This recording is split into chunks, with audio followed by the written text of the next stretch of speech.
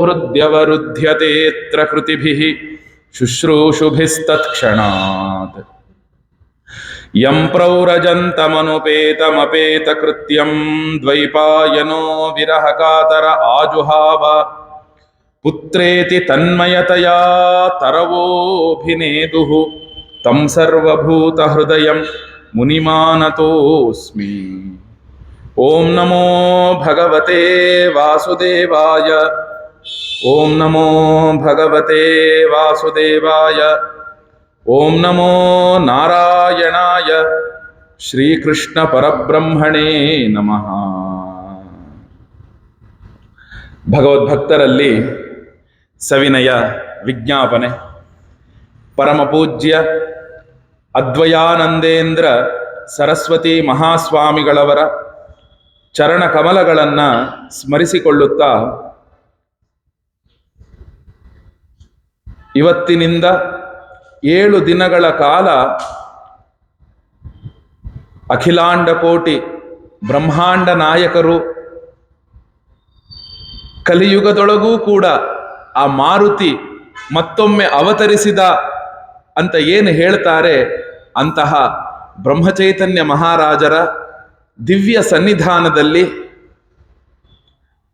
ಅವರಿಗೆ ಅನಂತ ಪ್ರಿಯವಾದಂತಹ ಭಗವಂತನ ನಾಮದ ಮಹಿಮೆಯನ್ನೇ ಪ್ರಧಾನವಾಗಿಟ್ಟುಕೊಂಡು, ಭಗವದ್ ಭಕ್ತರ ಕಥೆಯನ್ನ ಪ್ರಧಾನವಾಗಿಟ್ಟುಕೊಂಡು, ಭಾಗವತದೊಳಗೆ ಬರುವ ಭಕ್ತರು ಮತ್ತು ಭಾಗವತವನ್ನ ಕೇಳಿ ಅದನ್ನ ಅನುಸರಿಸಿ ಆ ಭಗವಂತನಿಗೆ ಪ್ರಿಯರಾದಂತಹ ಭಕ್ತರು, ಆ ಎಲ್ಲ ಆ ಭಕ್ತರು ಭಗವಂತ, ಭಗವಂತನ ನಾಮ, ಭಗವಂತನ ಅವತಾರ, ಈ ಎಲ್ಲರ ವಿಷಯವನ್ನು ಇಟ್ಟುಕೊಂಡು ಈ ಒಂದು 7 ದಿನಗಳ ಕಾಲ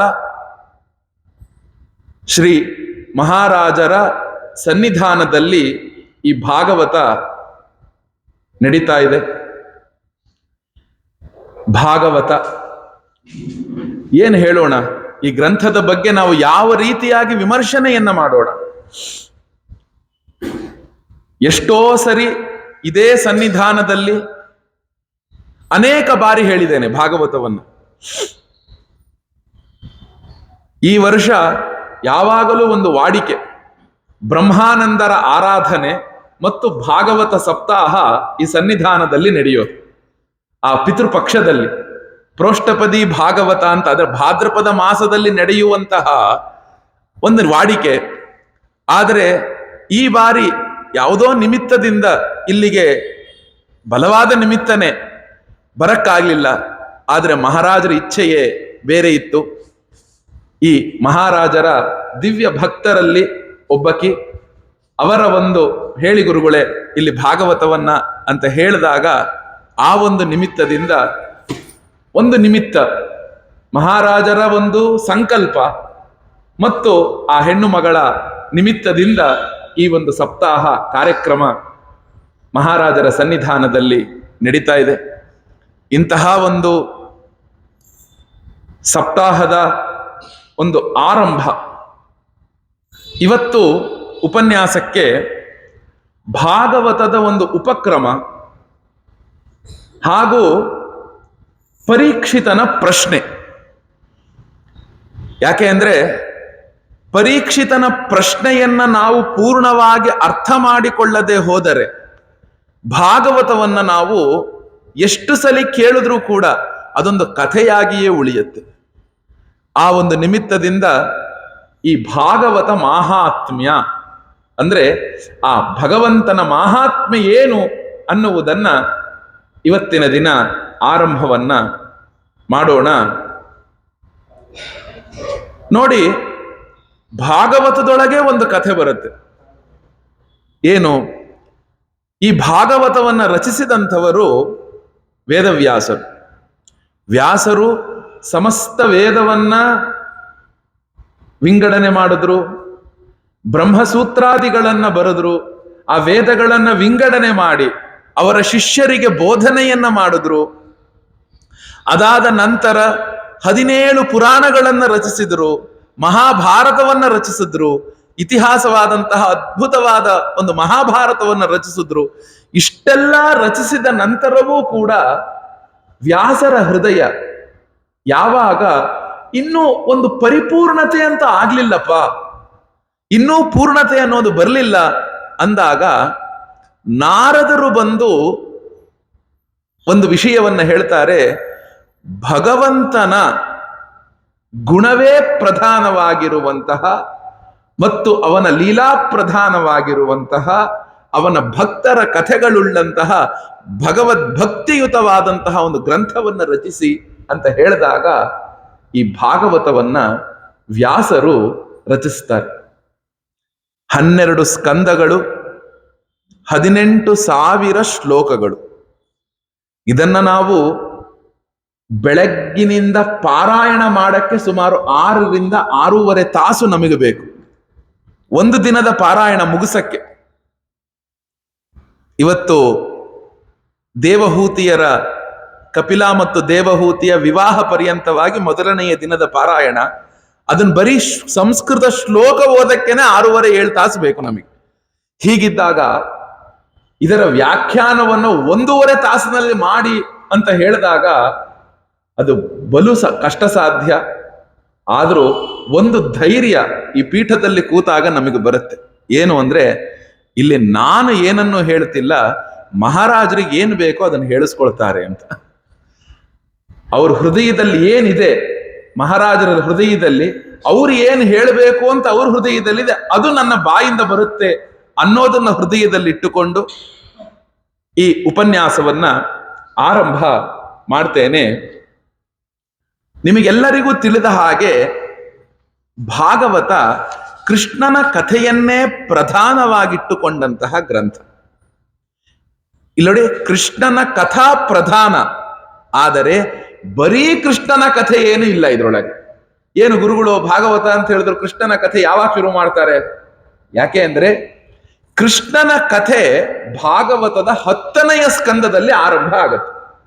10ನೆಯ ಸ್ಕಂದದಲ್ಲಿ ಅಂದ್ರೆ ಅರ್ಥ ಏನು ಅಂದ್ರೆ, ಆ ಉಳಿದ 9 ಸ್ಕಂದಗಳು, ಹಿಂದಿನ 9 ಸ್ಕಂದಗಳೊಳಗೂ ಕೂಡ ಕೃಷ್ಣನೇನು ಹುಟ್ಟೋದಿಲ್ಲ, ಕೃಷ್ಣನ ಕಥೆ ಇಲ್ಲ. ನಂತರ 12 ಸ್ಕಂದ, 11ನೇ ಸ್ಕಂದದಲ್ಲಿ ಕೃಷ್ಣನೇ ಹೇಳೋದು, ದಶಮ ಸ್ಕಂದದಲ್ಲಿ ಕೃಷ್ಣನ ಚರಿತ್ರೆ, 11ನೆಯ ಸ್ಕಂದದಲ್ಲಿ ಉದ್ಧವ ಗೀತ, 12ರಲ್ಲಿ 12ರಲ್ಲಿ ಮತ್ತೆ ಒಂದು ಉಪಸಂಹಾರ. ಅಂದ್ರೆ ಕೃಷ್ಣನ ಶ್ಲೋಕವು ಒಂದು 4,500ದಿಂದ 4,700 ಶ್ಲೋಕಗಳು ಕೃಷ್ಣನ ಕಥೆಯನ್ನ ಇಟ್ಟುಕೊಂಡು ಬಂದಿದೆ. ಇನ್ನುಳಿದ ಕಥೆಗಳು ಏನು? ಇನ್ನುಳಿದ ಅವತಾರದ ಕಥೆಗಳು, ಅನೇಕ ಮನ್ವಂತರಗಳೊಳಗೆ ಆದಂತಹ ಭಕ್ತರ ಕಥೆಗಳು, ಪರಮ ಭಾಗವತರ ಕಥೆಗಳು, ಭಾಗವತೋತ್ತಮರ ಕಥೆಗಳು. ಇಲ್ಲೋಡಿ, 3 ಜನ ಭಕ್ತರಿದ್ದಾರೆ: ಭಾಗವತರು, ಪರಮ ಭಾಗವತರು, ಭಾಗವತೋತ್ತಮರು. ಏನು ಹಿಂಗಂದ್ರೆ ಎಲ್ಲರೂ ಒಂದೇ ಅಲ್ಲ. ಭಗವಂತನನ್ನ ಪ್ರೀತಿಸುವಂಥವರು ಭಾಗವತರು. ಕೇವಲ ಭಗವಂತನೇ ಬೇಕಪ್ಪ, ಭಗವಂತನನ್ನ ಪ್ರೀತಿಸುವವರು ಭಾಗವತರು. ಹಾಗಾದ್ರೆ ಭಾಗವತೋತ್ತಮರು ಅಂದ್ರೆ ಯಾರು? ಪರಮ ಭಾಗವತರು ಅಂದ್ರೆ ಯಾರು?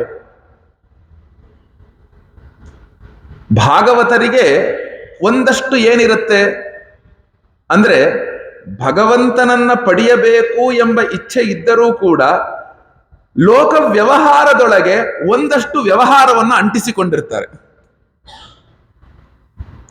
ಹಾಗಾದ್ರೆ ಪರಮ ಭಾಗವತರು ಅಂದ್ರೆ ಯಾರು? ಭಗವಂತನಿಗಾಗಿ ಸರ್ವವನ್ನೂ ಬಿಟ್ಟು ಕೇವಲ ಭಗವಂತನೇ ಬೇಕು ಅಂತ ಭಗವಂತನನ್ನ ಪ್ರೀತಿಸ್ತಿರ್ತಾರೆ. ಇವರು ಭಾಗವತೋತ್ತಮರ, ಪರಮ ಭಾಗವತರಂತೆ. ಹಾಗಾದ್ರೆ ಭಾಗವತೋತ್ತಮರು ಅಂದ್ರೆ ಯಾರು? ನಾವುಗಳು ಭಗವಂತನನ್ನ ಪ್ರೀತಿಸಿದ, ಎಲ್ಲ ಸರ್ವಸ್ವವನ್ನೂ ತ್ಯಾಗ ಮಾಡಿ ಭಗವಂತನೇ ಬೇಕು ಎಂಬ ಭಾವದಿಂದ ನಾವು ಭಗವಂತನನ್ನ ಪ್ರೀತಿಸಿದರೆ ಅವರು ಪರಮ ಭಾಗವತರು. ಅಂತಹ ಭಾಗವತರೊಳಗೆ ಉತ್ತಮರು ಯಾರು ಅಂದ್ರೆ, ಭಗವಂತನು ಯಾವಾಗ ಇವನು ನನ್ನ ಭಕ್ತ. ನಾವು ಭಗವಂತನ ಭಕ್ತರಾದ್ರೆ ನಾವು ಪರಮ ಭಾಗವತರು. ಭಗವಂತನು ಅವನ ಹೃದಯದೊಳಗೆ ಇವನು ನನ್ನ ಭಕ್ತ ಅಂತ ಅಂದುಕೊಂಡರೆ ಆಗ ನಾವುಗಳು ಭಾಗವತೋತ್ತಮರಾಗ್ತೀವಂತೆ. ಭಗವಂತನ ಅಂದುಕೊಂಡ, ಯಾರನ್ನ ಅಂದುಕೊಂಡ? ಪ್ರಹ್ಲಾದನನ್ನ ಅಂದುಕೊಂಡ, ಧ್ರುವನನ್ನ ಅಂದುಕೊಂಡ, ಗಜೇಂದ್ರನನ್ನ ಅಂದುಕೊಂಡ. ಎಷ್ಟು ಜನ ಬೇಕು ನಿಮಗೆ ಅಂತಹ ಭಕ್ತರ ಕಥೆಗಳು? ಕೃಷ್ಣದಾಸನನ್ನ ಅಂದುಕೊಂಡ, ಚೋಕಾಮೇಳನನ್ನ ಅಂದುಕೊಂಡ. ಈಗಿನ ಕಾಲದಲ್ಲಿ ಎಷ್ಟು ಜನ ಬೇಕು ನಿಮಗೆ ಭಕ್ತರ ಕಥೆಗಳು? ನೋಡಿ, ಅಂತಹ ಒಂದು ಭಕ್ತರ ಕಥೆ, ಭಗವಂತನ ಕಥೆ ಮತ್ತು ಭಗವಂತನ ಲೀಲೆ, ಮತ್ತು ಎಲ್ಲದಕ್ಕಿಂತ ಹೆಚ್ಚಾಗಿ ಭಾಗವತ ಅಂದ್ರೆ ಏನಪ್ಪಾ ಅಂದ್ರೆ ಒಂದು ಉಪನಿಷತ್ತುಗಳ ಭಗವದ್ಗೀತೆಯ ಒಂದು ಭಾಷ್ಯ ರೂಪ ಅಂತ ಹೇಳಬಹುದು. ಭಾಷ್ಯ ಅಂದ್ರೇನು? ವ್ಯಾಖ್ಯಾನ. ಉಪನಿಷತ್ತುಗಳ ಮತ್ತು ಇವೆಲ್ಲದರ ಒಂದು ವ್ಯಾಖ್ಯಾನ ರೂಪ ಅಂತ ಹೇಳಬಹುದು ಈ ಭಾಗವತವನ್ನ. ಈ ಭಾಗವತವನ್ನ ಇದನ್ನ 3 ಬಾರಿ ಭಾಗವತ ಉಪದೇಶ ಆಗತ್ತೆ. ಎಲ್ಲೆಲ್ಲಿ ಉಪದೇಶ ಆಗತ್ತೆ? ಮೊದಲನೆಯದು ವ್ಯಾಸರು ರಚಿಸಿ ಶುಕಬ್ರಹ್ಮರಿಗೆ ಹೇಳ್ತಾರೆ. ನಂತರ ನಾರದರಿಗೆ ಸನತ್ಕುಮಾರಾದಿಗಳು ಹೇಳ್ತಾರೆ. ನಂತರ ನಾರದರಿಗೆ ಸನತ್ಕುಮಾರಾದಿಗಳು ಹೇಳ್ತಾರೆ. ಮತ್ತೆ ಆ ನಾರದರು ಭಕ್ತಿಗೆ ಹೇಳ್ತಾರೆ. ಆ ಭಕ್ತಿ ದೇವಿಗೆ, ಭಕ್ತಿಯ ಮಕ್ಕಳು ಜ್ಞಾನ ಮತ್ತು ವೈರಾಗ್ಯನಿಗೆ ಹೇಳ್ತಾರೆ. ಮೂರನೆಯದಲ್ಲಿ ಹೇಳ್ತಾರೆ. ಮೂರನೆಯದು ಭಾಗವತ ಹೇಳಿದಂಥದ್ದು ತುಂಗಭದ್ರಾ ನದಿ ತೀರದಲ್ಲಿ ಗೋಕರ್ಣ ಅಂತ ಒಬ್ಬ ಮಹಾತ್ಮ, ಅವರ ಅಣ್ಣನ ಉದ್ಧಾರಕ್ಕೆ, ದುಂದುಕಾರಿ ಅಂತ ಅವನ ಉದ್ಧಾರಕ್ಕೆ ಭಾಗವತ ಉಪದೇಶ ಆಗತ್ತೆ. 3 ಬಾರಿ ಭಾಗವತದೊಳಗೆ ಬರುವಂಥದ್ದು ಈ 3 ಬಾರಿ ಭಗವಂತನ ಭಾಗವತದ ಉಪದೇಶ ನಮಗೆ ಸಿಗತ್ತೆ. ಮತ್ತು ಇವೆಲ್ಲಕ್ಕಿಂತಲೂ ಬಿಟ್ಟು ಇನ್ನೊಂದು ಪ್ರಧಾನವಾಗಿ ಉಪದೇಶ ಎಲ್ಲಿ ಬರುತ್ತೆ? ಭಾಗವತದ ಉಪದೇಶ ಅಂದ್ರೆ ಶುಕಬ್ರಹ್ಮರು ಪರೀಕ್ಷಿತ ಮಹಾರಾಜನಿಗೆ ಭಾಗವತವನ್ನ ಏನು ಹೇಳ್ತಾರೆ ಅದೇ ನಮಗೆ ಇಲ್ಲಿ ಗ್ರಂಥ ರೂಪದಿಂದ ನಮಗೆ ಕಾಣಿಸುತ್ತೆ. ಗ್ರಂಥ ರೂಪದಿಂದ ನಮಗೆ ಕಾಣಿಸುವಂಥದ್ದು. ನಾವು ಯಾಕಿಷ್ಟು ಭಾಗವತಕ್ಕೆ ಬಾಕಿ ಪುರಾಣಗಳಿಗೆ ಇಲ್ಲದೇ ಇರುವಂತಹ ಮಹತ್ವವನ್ನ ಕೊಟ್ಟಿದ್ದೇವೆ?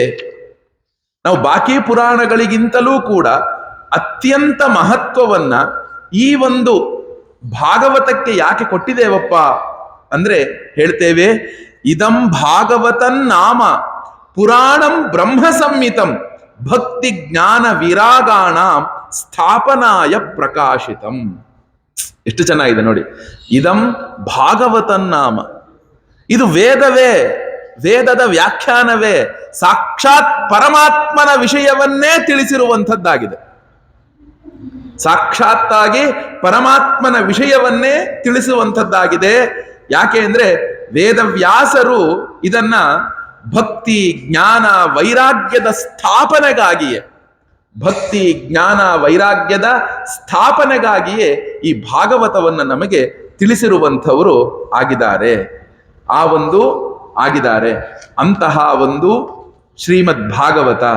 ಮತ್ತಿನ್ನೇನು ಅಂದ್ರೆ ಹೇಳ್ತಾರೆ ನೋಡಿ, ಕೃಷ್ಣ ಪರಮಾತ್ಮನು ಉದ್ಧವನಿಗೊಂದು ಮಾತನ್ನ ಹೇಳ್ತಾರೆ.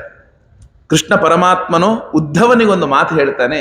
ಏನು ಹೇಳ್ತಾನಪ್ಪ ಅಂದ್ರೆ, ಈ ಭಾಗವತ ಏನಿದೆ ಅದರೊಳಗೂ ಕೂಡ ಏಕಾದಶ ಸ್ಕಂದ, 11ನೆಯ ಸ್ಕಂದ ಏನಿದೆ, ಇದು ನಾವು ಒಬ್ಬ ವ್ಯಕ್ತಿ, ನಾವುಗಳು ಒಬ್ಬ ವ್ಯಕ್ತಿ ತನ್ನ ಕೊನೆಯ ಶ್ವಾಸಗಳನ್ನ ಎಳಿಬೇಕಾದಾಗ, ಈಗ ನಾವು ಯಾರೋ ಒಬ್ಬರು ವ್ಯಕ್ತಿ, ನಮ್ಮ ತಂದೆಯೋ ನಮ್ಮ ಅಜ್ಜನೋ ಮುತ್ತಜ್ಜನೋ ಯಾರೋ ಒಬ್ಬರು ಒಂದು ಕೊನೆಯ ಶ್ವಾಸವನ್ನ ಎಳಿತಾ ಇದ್ದಾರೆ ಅಂತ ಅನ್ಕೊಳ್ಳಿ. ನಾವು ಅವರ ಪಕ್ಕ ಹೋಗ್ತೇವೆ, ಕುಳಿತುಕೊಳ್ತೇವೆ.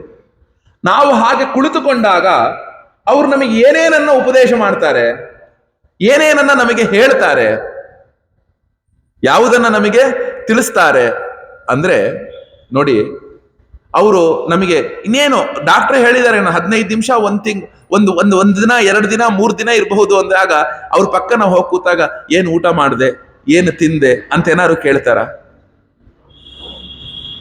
ಏನ್ ಬೇಕು ಅಂತ ಏನಾದ್ರು ಹೇಳ್ತಾರ? ನೀ ಏನೇನು ಅನುಭವಿಸ್ಬೇಕು ಅಂತ ಏನಾದ್ರು ಹೇಳ್ತಾರ?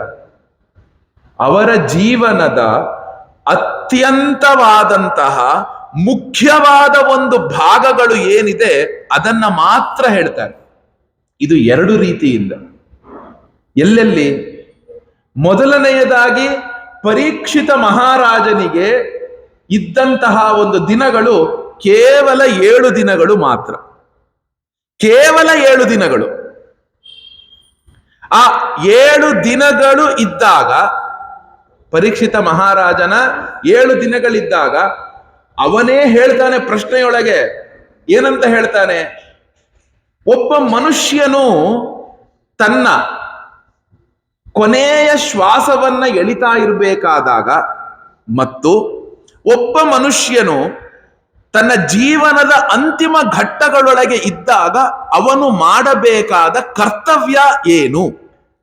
ಒಬ್ಬ ಮನುಷ್ಯನು ಹುಟ್ಟಿದ ಮೇಲೆ ಮಾಡಬೇಕಾದ ಕರ್ತವ್ಯ ಏನು ಮತ್ತು ಅದರೊಳಗೂ ಹುಟ್ಟಿದ ಮೇಲೆ ಕೊನೆಯ ಸಂದರ್ಭಗಳೊಳಗಿದ್ದಾಗ ಅವನು ಏನು ಕರ್ತವ್ಯವನ್ನು ಮಾಡಬೇಕು ಅಂತಲೇ ಪ್ರಶ್ನೆಯನ್ನ ಮಾಡ್ತಾನೆ.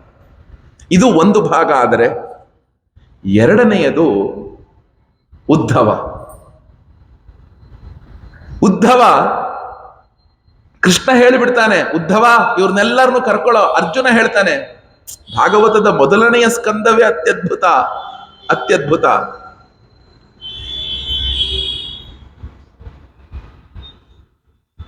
ಅರ್ಜುನ ಬಹಳ ಬೇಗ ಬಾ ಅಂತ ಹೇಳಿ ಕಳಿಸ್ತಾನೆ ಕೃಷ್ಣ ಅರ್ಜುನನ ದ್ವಾರಕೆಗೆ. ಬಹಳ ಬೇಗ ಬಾ ಅರ್ಜುನ, ನೀನು ಬಂದು ಏನ್ ಹೇಳ್ತಾನೆ? ಅರ್ಜುನ, ಇನ್ನು 7 ದಿನದಲ್ಲಿ ದ್ವಾರಕಾ ನಗರ ಮುಳುಗಿ ಹೋಗುತ್ತೆ.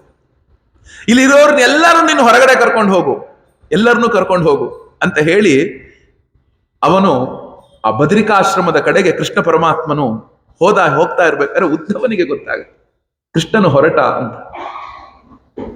ಉದ್ಧವನದ ಬಗ್ಗೆ ಹೇಳ್ತೇನೆ ಮುಂದಿನ ಒಂದು 2ನೇ ದಿನ 3ನೇ ದಿನ ಉದ್ಧವನ ಬಗ್ಗೆ ಹೇಳಲೇಬೇಕು. ಆಗ ಉದ್ಧವನು ಓಡಿ ಹೋಗಿ ಕೃಷ್ಣನ ಕಾಲನ್ನ ಹಿಡಿದಾಗ ನೋಡಿ, ಆಗ ಹೇಳುವಂತಹ ಮಾತು ಕೃಷ್ಣ ಪರಮಾತ್ಮ, ಉದ್ಧವ, ನಾನಿನ್ನೂ ಕೂಡ ಜಗತ್ತೊಳಗೆ ಹೇಳಬೇಕಾಗಿರೋದು 100 ಇದೆಯಪ್ಪ, 1000 1 2 ಅಲ್ಲ, 1000 ಯಾಕಂದ್ರೆ ನಾವೆಲ್ಲರೂ ಕೃಷ್ಣ ಅಂದ ತಕ್ಷಣವೇ ಅವನು ಹುಟ್ಟಿದಂಥದ್ದೇ ಕೇವಲ ದಾನವರನ್ನ ಸಂಹಾರ ಮಾಡಕ್ಕೆ, ಭೂಭಾರವನ್ನ ಕಳಿಯೋಕ್ಕೆ. ಇದೆಲ್ಲ ಅಲ್ಲೇ ಅಲ್ಲ. ಕೃಷ್ಣನ ಅವತಾರ ಅಂದ್ರೆ ಅವನ ಒಂದು ಜ್ಞಾನಮಯಂ ತಪಃ, ಒಂದು ಜ್ಞಾನಾವತಾರ ಕೃಷ್ಣ ಪರಮಾತ್ಮನದು. ಕೃಷ್ಣ ಪರಮಾತ್ಮನ ಅವತಾರ ಏನೋ ಜ್ಞಾನಾವತಾರ. ಉದ್ಧವನಿಗೆ ಬೋಧಿಸಿದ, ಅರ್ಜುನನಿಗೆ ಹೇಳಿದ, ಮತ್ತೆ ಹೇಳಿದ, ಎಲ್ಲರಿಗೂ ತಿಳಿಸಿದ. ಯುದ್ಧ ಕೊನೆಗೊಂಡ ನಂತರ ಈ ಪಾಂಡವರು ಒಂದು ಹಸೆಮಣೆಯ ಒಂದು ಸಿಂಹಾಸನದ ಮೇಲೆ ಕುಳಿತುಕೊಂಡಾಗ ಬೈದು ಕರ್ಕೊಂಡು ಹೋಗ್ತಾನೆ. ನೀವೇನು ಮಾಡ್ತಾ ಇದ್ದೀರಾ? ಸಿಟ್ಟಿಗೆ ಹೇಳ್ತಾನೆ ಕೃಷ್ಣ. ಮತ್ತೆ ಹೋಗಿ ಭೀಷ್ಮರ ಮುಂದೆ ನಿಲ್ಲಿಸಿ ಎಲ್ಲಾ ಒಂದು ಮೋಕ್ಷ ಧರ್ಮ, ಎಲ್ಲಾ ಧರ್ಮಗಳನ್ನ ಎಲ್ಲವನ್ನೂ ಕೂಡ ಅವನು ಆ ಕೃಷ್ಣ ಪರಮಾತ್ಮನು ಮತ್ತೆ ಜಗತ್ತಿಗೆ ಜ್ಞಾನವನ್ನ ಬೋಧಿಸುವಂತೆ ಮಾಡ್ತಾನೆ. ಹೇಳ್ತಾನೆ ಉದ್ಧವನಿಗೆ ಕೃಷ್ಣ ಪರಮಾತ್ಮ, ಭಾಗವತ ಅಂದ್ರೆ ಏನು? ಭಾಗವತ ಅಂದ್ರೆ ಏನಪ್ಪಾ ಅಂದ್ರೆ, ಸ್ವಕೀಯಂ ಯದ್ ಭವೇತ್ ತೇಜಃ ತಚ್ಚ ಭಾಗವತೆ ಅದಧಾತ್ ತಿರೋಧಾಯ ಪ್ರವಿಷ್ಟೋಯಂ ಶ್ರೀಮದ್ ಭಾಗವತಾರ್ಣವಂ. ಆ ಪ್ರಭಾಸ ಕ್ಷೇತ್ರದಲ್ಲಿ ಆ ಉದ್ಧವನಿಗೆ ಈ ಮಾತನ್ನ ಹೇಳ್ತಾನೆ. ಪ್ರಭಾಸ ಕ್ಷೇತ್ರ ಅಂದ್ರೆ ಈಗಿನ ಸೋಮನಾಥ, ಗುಜರಾತ್ ಒಳಗೆ ಏನು ಸೋಮನಾಥ ಅಂತ ಹೇಳ್ತೀವಿ, ಅದನ್ನ ಪ್ರಭಾಸ ಕ್ಷೇತ್ರ ಅಂತ ಹೇಳ್ತಾರೆ. ಆ ಒಂದು ಪ್ರಭಾಸ ಕ್ಷೇತ್ರದಲ್ಲಿ ಉದ್ಧವನಿಗೆ ಈ ಮಾತನ್ನ ಭಗವಂತ ಹೇಳ್ತಾನೆ. ನೋಡಪ್ಪ ಉದ್ಧವ, ಇನ್ನೂ ನಾನು ಭಕ್ತರ ಉದ್ಧಾರಕ್ಕೆ ಏನು ಮಾಡಬೇಕು ಅಂತ ಅಂದುಕೊಂಡಾಗ ಉದ್ಧವನಿಗೆ ಹೇಳ್ತಾನೆ, ಉದ್ಧವ, ನನ್ನ ಯಾವ ಈ ಶಕ್ತಿ ಇದೆ, ಈ ಪಾರಮಾರ್ಥಿಕವಾದಂತಹ ಈ ಜ್ಞಾನ ಶಕ್ತಿ ಇದೆ, ಈ ಜ್ಞಾನ ಶಕ್ತಿಯನ್ನ ನಾನು ಏನು ಮಾಡ್ತೇನಪ್ಪ ಅಂದ್ರೆ ಈ ಭಾಗವತದೊಳಗೆ ಇಟ್ಟು ನಾನು ನನ್ನ ಸ್ಥಾನವನ್ನ, ಆ ನಾರಾಯಣೀಯ ಸ್ಥಾನವನ್ನು ನಾನು ಪಡಿತೇನೆ. ನಾನು ಈ ಪರಂಧಾಮಕ್ಕೆ ನಾನು ಹೋಗ್ತೇನೆ. ಅಂತ ಹೇಳಿ ಆ ಭಾಗವತ ಎಂಬ ಸಮುದ್ರದೊಳಗೆ ಅವನ ಇಡೀ ಶಕ್ತಿಯನ್ನ ಇರಿಸಿ ಭಾಗವತದೊಳಗೆ ಕೃಷ್ಣನು ಅಂತರ್ಧಾನನಾದಂತೆ. ಅಷ್ಟೇ ಅಲ್ಲ, ಹೇಳ್ತಾರೆ ತೇನೇಯಂ ವಾಂಗ್ಮಯೀ ಮೂರ್ತಿ ಪ್ರತ್ಯಕ್ಷ ವರ್ತತೆ ಹರೇಹೇ ಸೇವನ ಶ್ರವಣಾತ್ ಪಾಠಾತ್ ದರ್ಶನಾತ್ ಪಾಪನಾಶಿನಿ. ಭಾಗವತ ಅಂದ್ರೆ ಸಾಮಾನ್ಯ ಅಲ್ಲ, ಶ್ರೀಕೃಷ್ಣ ಪರಮಾತ್ಮನ ವಾಂಗ್ಮಯ ರೂಪವಾದಂತಹ ಒಂದು ಮಾತೆಂಬ ಒಂದು ಮೂರ್ತಿ. ಭಾಗವತ ಪುಸ್ತಕ ಅಂದ್ರೆ ಬೇರೆ ಅಲ್ಲ, ಕೃಷ್ಣ ಪರಮಾತ್ಮ ಅಂದ್ರೆ ಬೇರೆ ಅಲ್ಲ. ನಾವೆಲ್ಲರೂ ಕೃಷ್ಣ ಅಂದ್ಕೂಡ್ಲೆ ತಲೆ ಮೇಲೆ ಎತ್ತಿ ನೋಡ್ತೇವೆ. ನಮಗೆ ಆ ಕೃಷ್ಣನು ಒಂದು ಕಣ್ಣಿಗೆ ಕಾಣುವ ರೂಪವಾದರೆ ಆ ಕೃಷ್ಣ ಅಕ್ಷರದ ರೂಪದೊಳಗಿದ್ದಾನೆ ಶ್ರೀಮದ್ ಭಾಗವತದಲ್ಲಿ. ಇಲ್ಲಿರುವಂಥದ್ದೇನೋ ಅಕ್ಷರದ ರೂಪ, ಕೃಷ್ಣ ಪರಮಾತ್ಮನ ಅಕ್ಷರದ ರೂಪ. ಯಾರು ಈ ಭಾಗವತವನ್ನ ಶ್ರವಣಿಸ್ತಾರೋ, ಪಠಿಸ್ತಾರೋ, ಭಾಗವತದ ಗ್ರಂಥಗಳೊಳಗಿರೋ ಒಂದು ಶ್ಲೋಕವನ್ನ, ಒಂದು ಅರ್ಧ ಶ್ಲೋಕವನ್ನ ಯಾರು ಭಜಿಸ್ತಾರೋ ಅವರೆಲ್ಲರ ಪಾಪಗಳನ್ನ ನಾನು ನಾಶ ಮಾಡ್ತೇನೆ.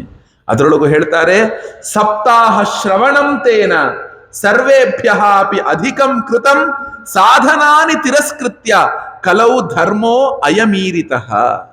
ಯಾರು 7 ದಿನಗಳ ಕಾಲ ಈ ಭಾಗವತವನ್ನ ಶ್ರವಣಿಸುವಂಥವರಾಗ್ತಾರೋ ಜಗತ್ತೊಳಗೆ ಇರುವಂತಹ ಎಲ್ಲಾ ಪುಣ್ಯಗಳಿಗಿಂತಲೂ ಕೂಡ ಅತಿ ದೊಡ್ಡದಾದಂತಹ ಪುಣ್ಯ ಶ್ರೀಮದ್ ಭಾಗವತ ಕಥಾಶ್ರವಣ. ಶ್ರೀಮದ್ ಭಾಗವತ ಕಥಾಶ್ರವಣ. ಆದ್ರಿಂದ ಹೇಳ್ತಾರೆ ಯಾವ ಒಂದು ಫಲವು ಜಗತ್ತೊಳಗೆ ನೀವು ಅಂದುಕೊಂಡಿದ್ದೀರಾ, ನೀವೆಲ್ಲರೂ ಇಲ್ಲಿ ಭಾಗವತ ಕೇಳಕ್ ಕುಳಿತಿದ್ದೀರಾ, ಇದು ನೀವೆಲ್ಲರೂ ಕೂಡ ಭಾಗವತ ಕೇಳಕ್ಕೆ ಕುಳಿತಿರುವಂಥದ್ದೇ ಒಂದು ಪುಣ್ಯ. ನಾವು ಹಿಂದಿನ ಕಾಲದೊಳಗೆ 100 ಪುಣ್ಯವನ್ನ ಮಾಡಿದ್ರೆ ಮಾತ್ರವೇ ಈ ಒಂದು ಜನ್ಮದಲ್ಲಿ ನಮಗೆ ಭಾಗವತವನ್ನ ಕೇಳುವುದಕ್ಕೆ ಸಿಗುತ್ತಂತೆ. ಇದನ್ನ ಕೇಳಿದ ಮೇಲೆ ಆ ಭಗವಂತನನ್ನೇ ನಾವು ಪಡೆಯುವವರಾಗ್ತೇವಂತೆ. ಅಂದ್ರೆ ಅರ್ಥ ಏನು ಅಂದ್ರೆ ಇದು ಸಮಸ್ತ ರೀತಿಯಿಂದಲೂ ಕೂಡ ನಮ್ಮ ಹೃದಯವನ್ನ ಭಗವಂತನ ವಿಷಯದೊಳಗೆ, ಭಗವಂತನ ವಿಚಾರಕ್ಕೆ ಹತ್ತಿಸುತ್ತೆ. ಅವನ ವಿಚಾರವನ್ನ ಮತ್ತೆ ಮತ್ತೆ ಕೇಳುವಂತೆ ಮಾಡುತ್ತೆ, ಮತ್ತೆ ಮತ್ತೆ ಮನನ ಮಾಡುವಂತೆ ಮಾಡುತ್ತೆ. ಯಾಕೆ ಅಂದ್ರೆ ನಾವೆಲ್ಲರೂ ಕೂಡ ಆ ಮೃತ್ಯುವಿನ ದವಡೆಯೊಳಗೆ ಕುಳಿತಂಥವರಾಗಿದೆ. ಮೃತ್ಯುವಿನ ದವಡೆ ಒಳಗೆ ನಮಗೆ ಏನಾಗಿದೆ? ಮೃತ್ಯು ಅನ್ನು ಕೇವಲಂ ಧರ್ಮಮಾಶ್ರಿತ. ನಮಗೆ ಹೇಗಾಗ್ತಿದೆ ಮೃತ್ಯು ಅನ್ನೋದು? ಹೇಗೆ ಬರ್ತೀಯೇನೆ? ನಿತ್ಯಂ ಸನ್ನಿಹಿತೋ ಮೃತ್ಯು, ನಿತ್ಯಂ ಸನ್ನಿಹಿತೋ ಮೃತ್ಯು ಹೇಳತ್ತೆ. ನಾವು ಮೃತ್ಯುವಿಗೆ ಈಗ ನಂಗೆ 40 ವರ್ಷ ಆಯ್ತು ಅಂದ್ರೆ 40 ವರ್ಷಗಳ ಕಾಲ ನಾನು ಮೃತ್ಯುವಿಗೆ ಹತ್ತಿರ ಆದೆ ಅಂತ ಅರ್ಥ ಆಯ್ತಲ್ಲ? ಈಗ ನಮಗೆ 1, 2, 3, 4 ಅಂತ ಹೋಗ್ತಾ ಇಲ್ಲ ನಮ್ಮ ವಯಸ್ಸು. 99, 98, 97, 100 ವರ್ಷ ಬದುಕಿದ್ರೆ 99ರಿಂದ ಶುರುವಾಗುತ್ತೆ. ಆ ಗ್ಯಾರಂಟಿ ಯಾರಿಗಿದೆ?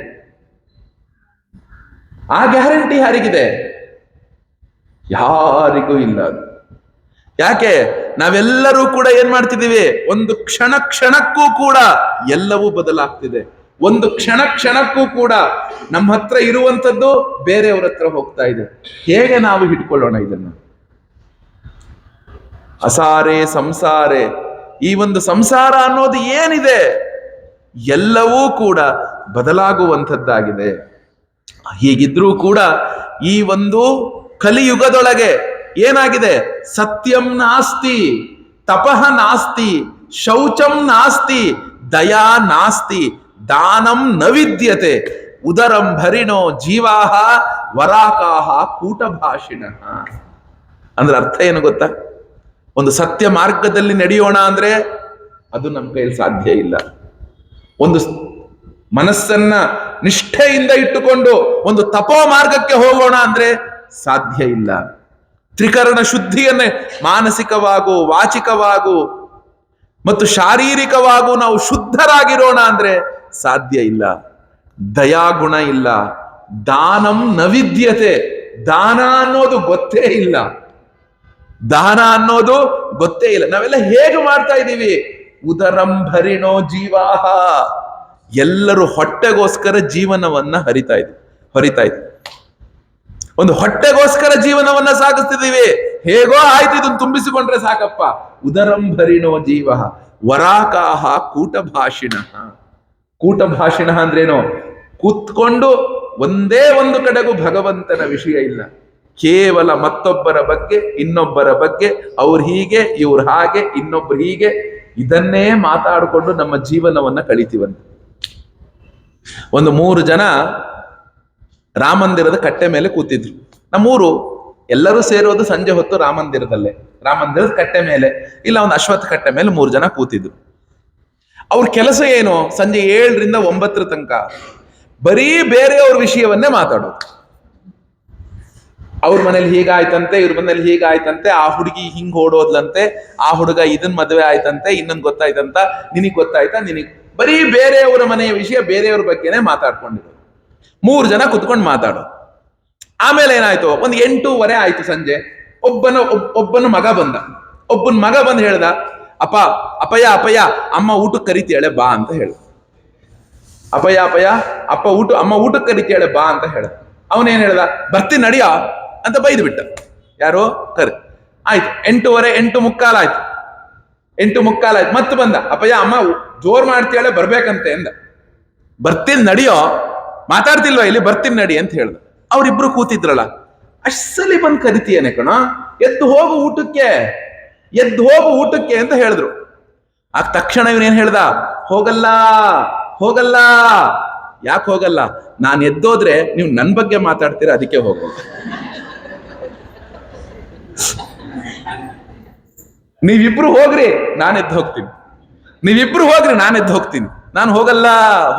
ಯಾಕೆ ಹೋಗಲ್ಲ? ನಾನು ಎದ್ದೋದ್ರೆ ಏನ್ ಮಾಡ್ತೀರಿ ನೀವು? ನನ್ನ ಬಗ್ಗೆ ಮಾತಾಡ್ತೀರಿ. ವರಾಕಾಹ ಕೂಟ ಭಾಷಿಣ.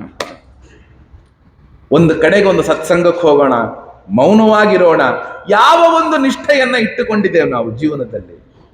ಯಾವ ಒಂದು ನಿಷ್ಠೆಯೂ ಇಲ್ಲ. ಆದ್ರಿಂದ ಎಂಥದ್ದು? ಈ ಒಂದು ಕಲಿಯುಗದೊಳಗೆ ನಮ್ಮೆಲ್ಲರಿಗೂ ಕೂಡ ಮಂಗಳ ಆಗಬೇಕು ಅಂದ್ರೇನು? ಶ್ರೀಮದ್ ಭಾಗವತಂ ಶಾಸ್ತ್ರಂ ಕಲೌ ಕೀರೇಣ ಭಾಷಿತಂ. ಭಾಗವತ ಶಾಸ್ತ್ರ ಅಂದ್ರೆ ಏನು? ನಾವು ಯಾವುದೇ ಸ್ಮೃತಿ ಗ್ರಂಥಗಳನ್ನು ಓದಬೇಕಾಗಿಲ್ಲ, ಯಾವುದೇ ಒಂದು ಆರ್ಷ ಸಾಹಿತ್ಯಗಳನ್ನು ಓದ್ಬೇಕು. ನೋಡಿ, ಒಂದು ರಾಮಾಯಣ ಪರಿಪೂರ್ಣವಾಗಿ, ಒಂದು ಭಾಗವತ ಪೂರ್ಣವಾಗಿ. ಮಹಾಭಾರತ ತುಂಬಾ ಕಷ್ಟ, 1,00,000 ಶ್ಲೋಕ, ಅದರೊಳಗಿರುವಂತಹ 8,800 ಶ್ಲೋಕಗಳು ಅವರೇ ಹೇಳಿಬಿಟ್ಟಿದ್ದಾರೆ. ಇದನ್ನ ಅರ್ಥ ಮಾಡ್ಕೊಳ್ಳೋದು ಕಷ್ಟ ಅಪ್ಪ ಅಂತ. ಹೀಗಿದ್ದಾಗ ಯಾವುದಾದ್ರೂ ಒಂದನ್ನ ನಾವು ಪೂರ್ಣವಾಗಿ ಒಂದು ಮಟ್ಟಿಗೆ ಓದಿದ್ರೂ ಕೂಡ ನಮಗೆ ನಮ್ಮ ಭಾರತೀಯ ಸಂಸ್ಕೃತಿಯ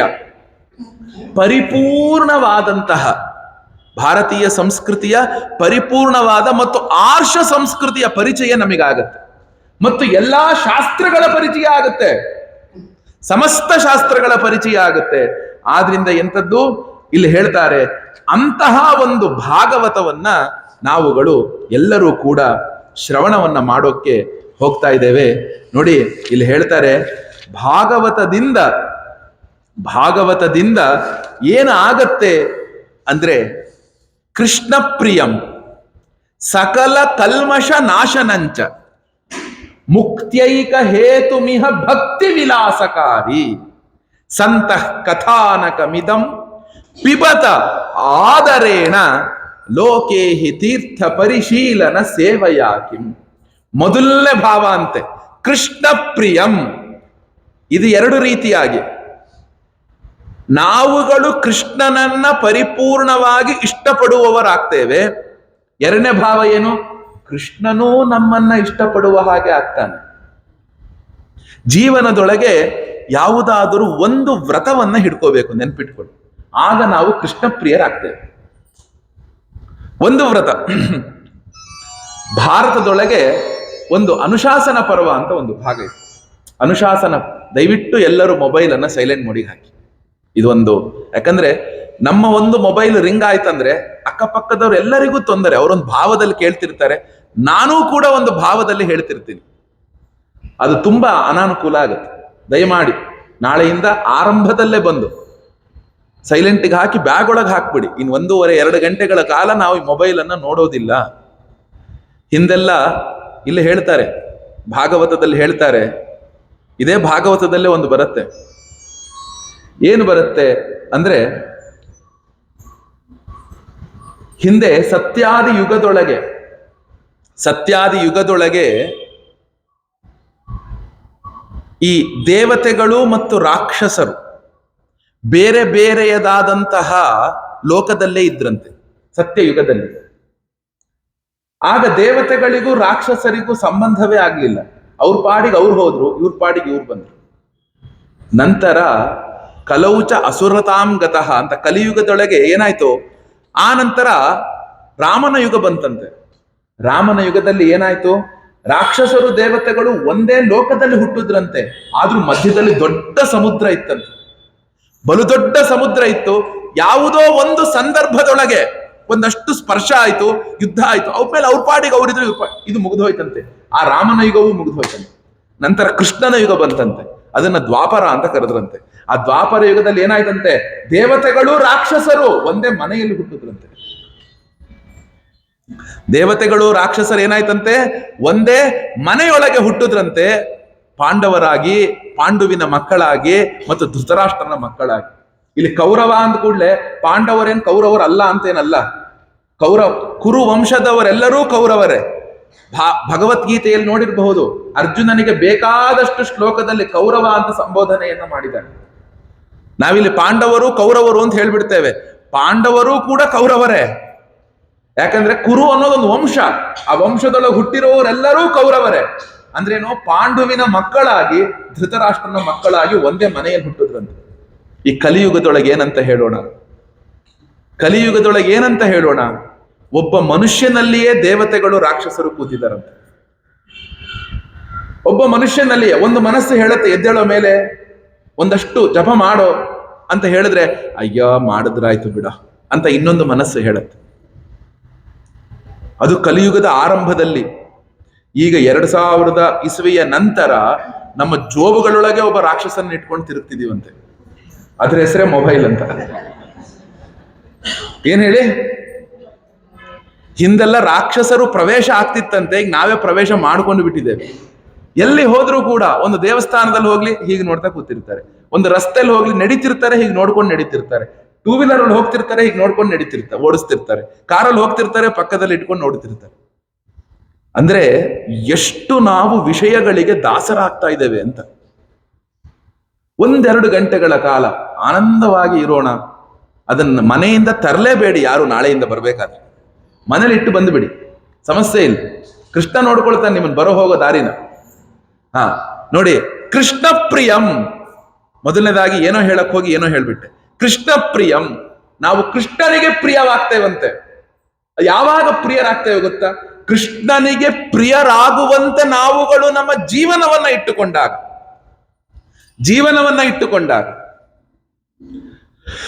ನೋಡಿ, ಮಹಾಭಾರತದ ಅನುಶಾಸನ ಪರ್ವದಲ್ಲಿ ಒಂದು ಮಾತಿದೆ, ತುಂಬಾ ಒಳ್ಳೆಯ ಮಾತು. ಇದೆಲ್ಲರೂ ನೆನಪಿಟ್ಟುಕೊಳ್ಳಿ.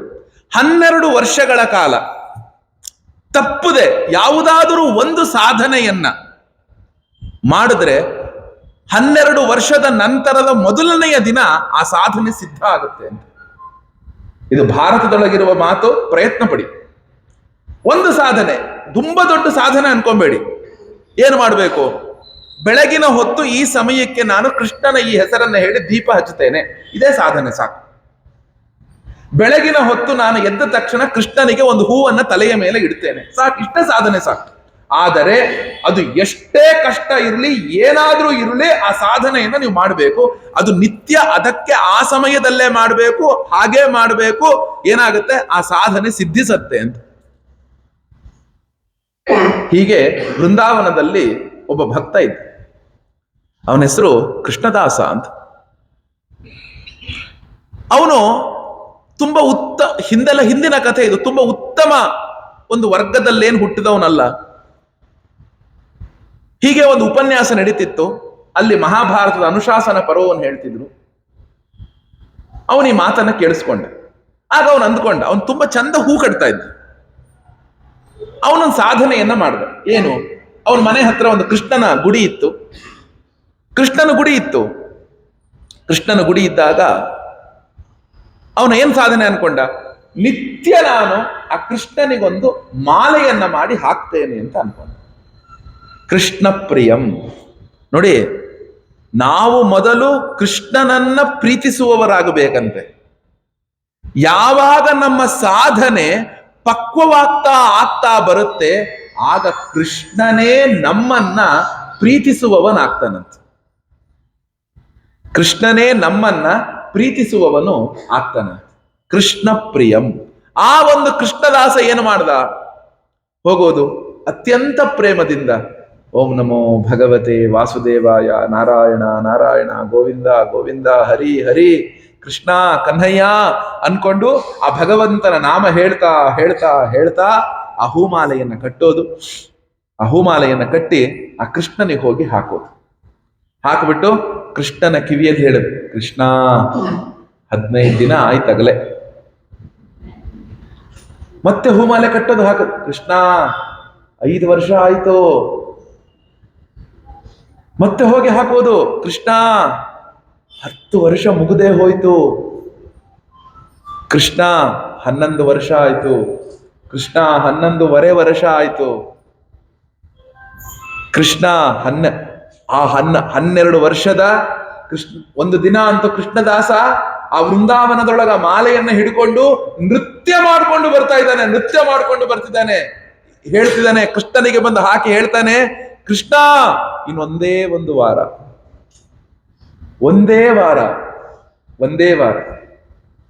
ಕೃಷ್ಣ ಕೊನೆಯ ದಿನ ಕೃಷ್ಣನಿಗೆ ಹಾಕಿಬಿಟ್ಟು ಕೃಷ್ಣನ ಕಿವಿಯಲ್ಲಿ ಹೇಳ್ತಾನೆ, ಕೃಷ್ಣ 12 ವರ್ಷ ನಿತ್ಯ ನಾನು ನಿನ್ನ ಗುಡಿಗೆ ಬಂದು ನಾನು ಈ ಮಾಲೆಯನ್ನ ಹಾಕಿದ್ದೇನೆ.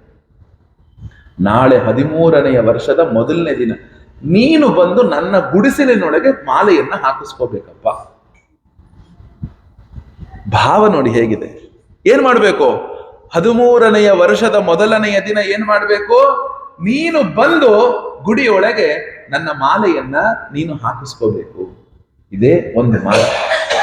ಈ ಮಾತನ್ನ ಹೇಳಿ ಅವನು ಹೊರಟು ಬಿಡ್ತಾನೆ. ನೋಡಿ, ಹಿಂದೆ ಈಗ ಮುಖ ಮಾಡ್ಕೊಂಡು ಹೋಗ್ತಾನೆ. ಕೃಷ್ಣ, ನಾಳೆ ನೀನು ಬಂದಿಲ್ಲ ಅಂದ್ರೆ ವೃಂದಾವನದಲ್ಲಿ ನಾನು ಇರೋದಿಲ್ಲ. ನೀನು ಬರಬೇಕು ಅಷ್ಟೆ. ನೀನು ಬರ್ತೀಯ. ಯಾಕೆ? ಭಾರತದೊಳಗೆ ಆ ಗುರುಗಳು ಹೇಳಿದ್ದಾರೆ, ನೀನು ಬರಬೇಕಷ್ಟೆ. ಹೋಗ್ತಾನೆ. ಒಂದು ಸಣ್ಣ ಗುಡಿಸಲಿನ ಮನೆ. ಎಲ್ಲೆಲ್ಲಿಂದನೋ ಹೋಗಿ ಹೂಗಳನ್ನ ಕಿತ್ಕೊಂಡು ಬರ್ತಾನೆ. ಮಧ್ಯರಾತ್ರಿ 1 ಗಂಟೆಗೆ ಹೇಳ್ತಾನೆ. ಮನೆ ಮುಂದೆ ಗೋಮಯದಿಂದ ಸಾರಿಸ್ತಾನೆ. ಅವನಿಗೆ ಹೆಂಗು ಬಂತೋ ಹಂಗ ರಂಗೋಲೆಯನ್ನ ಹಾಕ್ತಾನೆ. ಅಡಿಗೆ ಮನೆಗೆ ಹೋಗ್ತಾನೆ. ಅವನಿಗೆ ಬಂದಂಗೆ ತುಪ್ಪವನ್ನ ತಂದಿರ್ತಾನೆ. ತುಪ್ಪದೊಳಗೆ ಏನನ್ನೋ ಆ ಹಿಟ್ಟನ್ನು ಹಾಕಿ ಸಕ್ಕರೆಯನ್ನು ಹಾಕಿ ಸಿಹಿ ಅಂತ ಮಾಡ್ತಾನೆ. ಆ ಕೃಷ್ಣನಿಗೋಸ್ಕರ ಹುಲ್ಲನ್ನು ಹಾಕ್ತಾನೆ. ಅದ್ರ ಮೇಲೊಂದು ಬಟ್ಟೆಯನ್ನು ಹಾಕ್ತಾನೆ. ಕೃಷ್ಣ ಬಂದ್ರೆ ಕೂರಿಸ್ಕೋಬೇಕು ಅನ್ಕೊಳ್ತಾನೆ. ಯಾಕೆ? ಅವನು ಹೃದಯದಲ್ಲಿ ಅಂದುಕೊಂಡು ಬಿಟ್ಟಿದ್ದಾರೆ, 13ನೇ ವರ್ಷದ ಮೊದಲನೇ ದಿನ ನನ್ನ ಮನೆಗೆ ಕೃಷ್ಣ ಬರ್ತಾನೆ.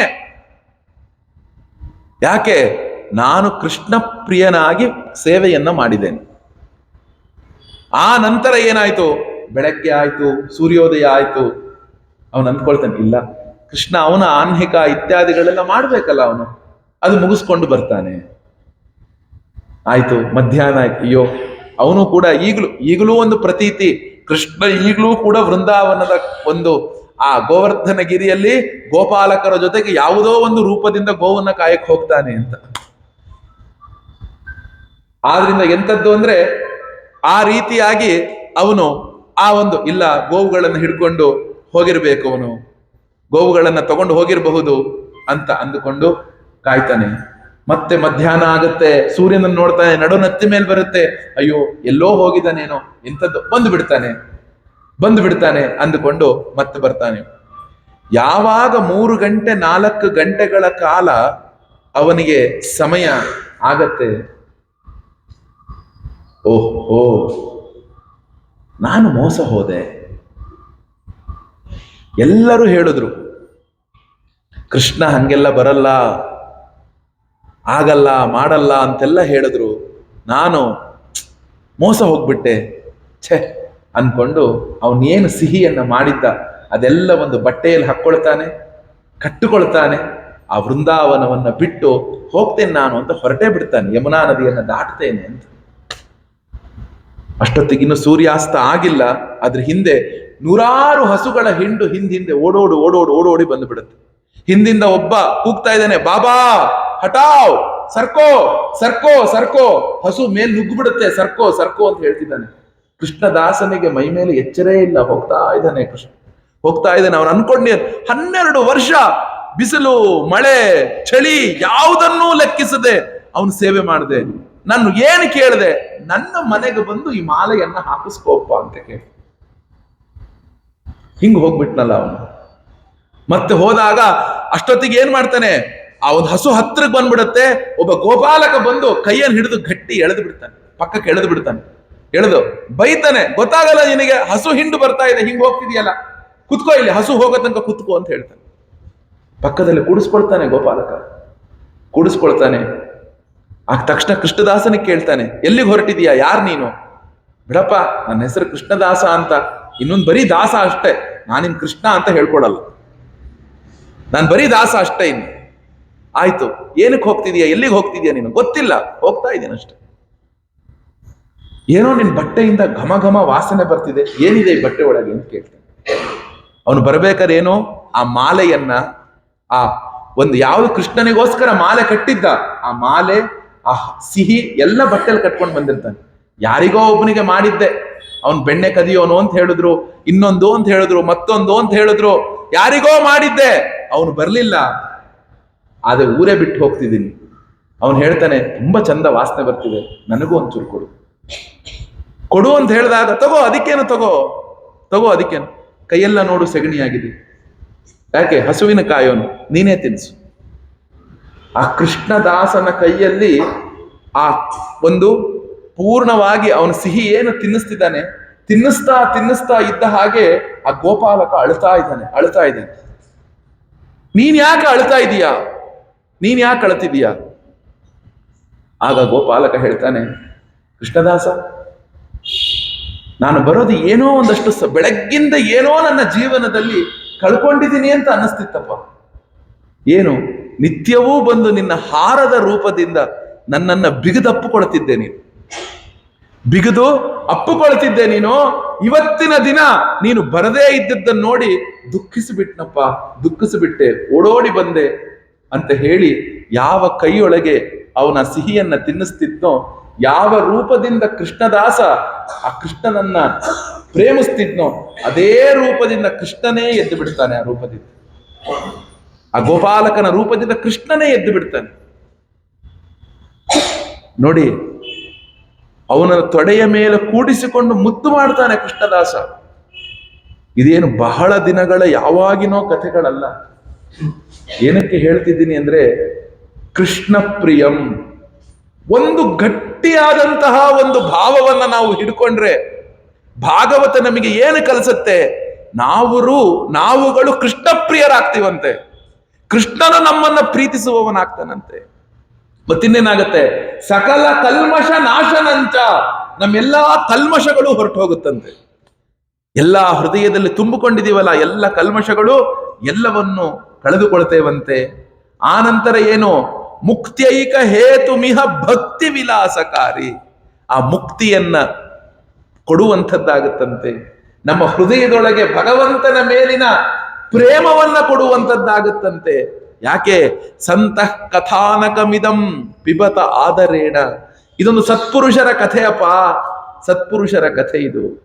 ಯಾಕೆ ಅಂದ್ರೆ, ಆ ಒಂದು ಬೇರೆ ಬೇರೆಯ ಕಥೆಗಳನ್ನ ಏನಕ್ಕೆ ಕೇಳ್ತೀರಾ?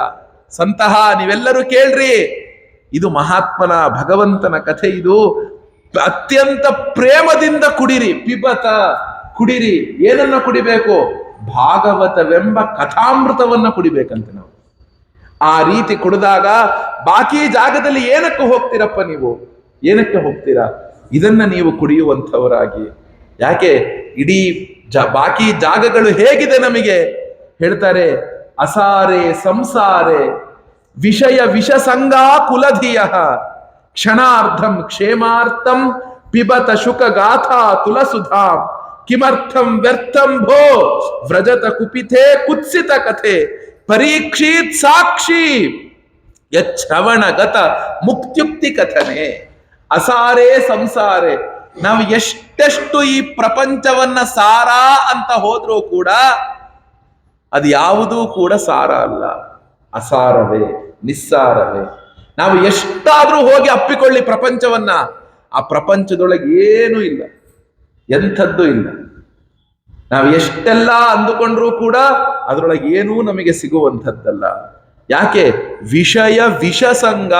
ಪ್ರಪಂಚದೊಳಗೆ ಏನ್ ನಾವನ್ನೆಲ್ಲ ನೋಡ್ತಾ ಇದ್ದೀವಿ ಅದು ಕೇವಲ ವಿಷಯ ಅಲ್ಲಪ್ಪ, ಅವೆಲ್ಲವೂ ಕೂಡ ಒಂದು ವಿಷ, ಅದು ವಿಷಕ್ಕೆ ಸಮನಾಗಿರುವಂಥದ್ದು. ಅದರಿಂದ ಏನ್ ಮಾಡ್ಬೇಕು? ಕ್ಷಣಾರ್ಧಂ ಕ್ಷೇಮಾರ್ಥಂ ಪಿಬತ ಶುಕ ಗಾಥಾ ತುಲಸುಧಾ.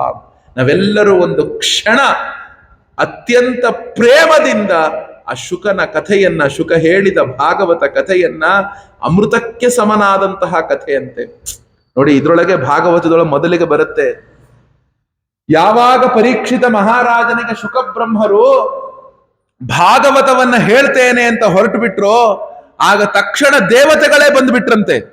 ದೇವತೆಗಳು ಬಂದು ಹೇಳ್ತಾರೆ, ಅಪ್ಪ ನಿನ್ನ ಕೈಯಲ್ಲಿರುವಂತಹ, ನೀನು ಹೇಳಬೇಕು ಅನ್ಕೊಂಡಿರುವಂತಹ ಭಾಗವತದ ಅಮೃತವನ್ನ ನಮಗೆ ಕೊಟ್ಟುಬಿಡು. ಈ ದೇವಲೋಕದೊಳಗಿದೆಯಲ್ಲ ಅಮೃತ, ಇದನ್ನ ನಾವು ಪರೀಕ್ಷಿತನಿಗೆ ಕೊಟ್ಟು ಬಿಡ್ತೇವೆ.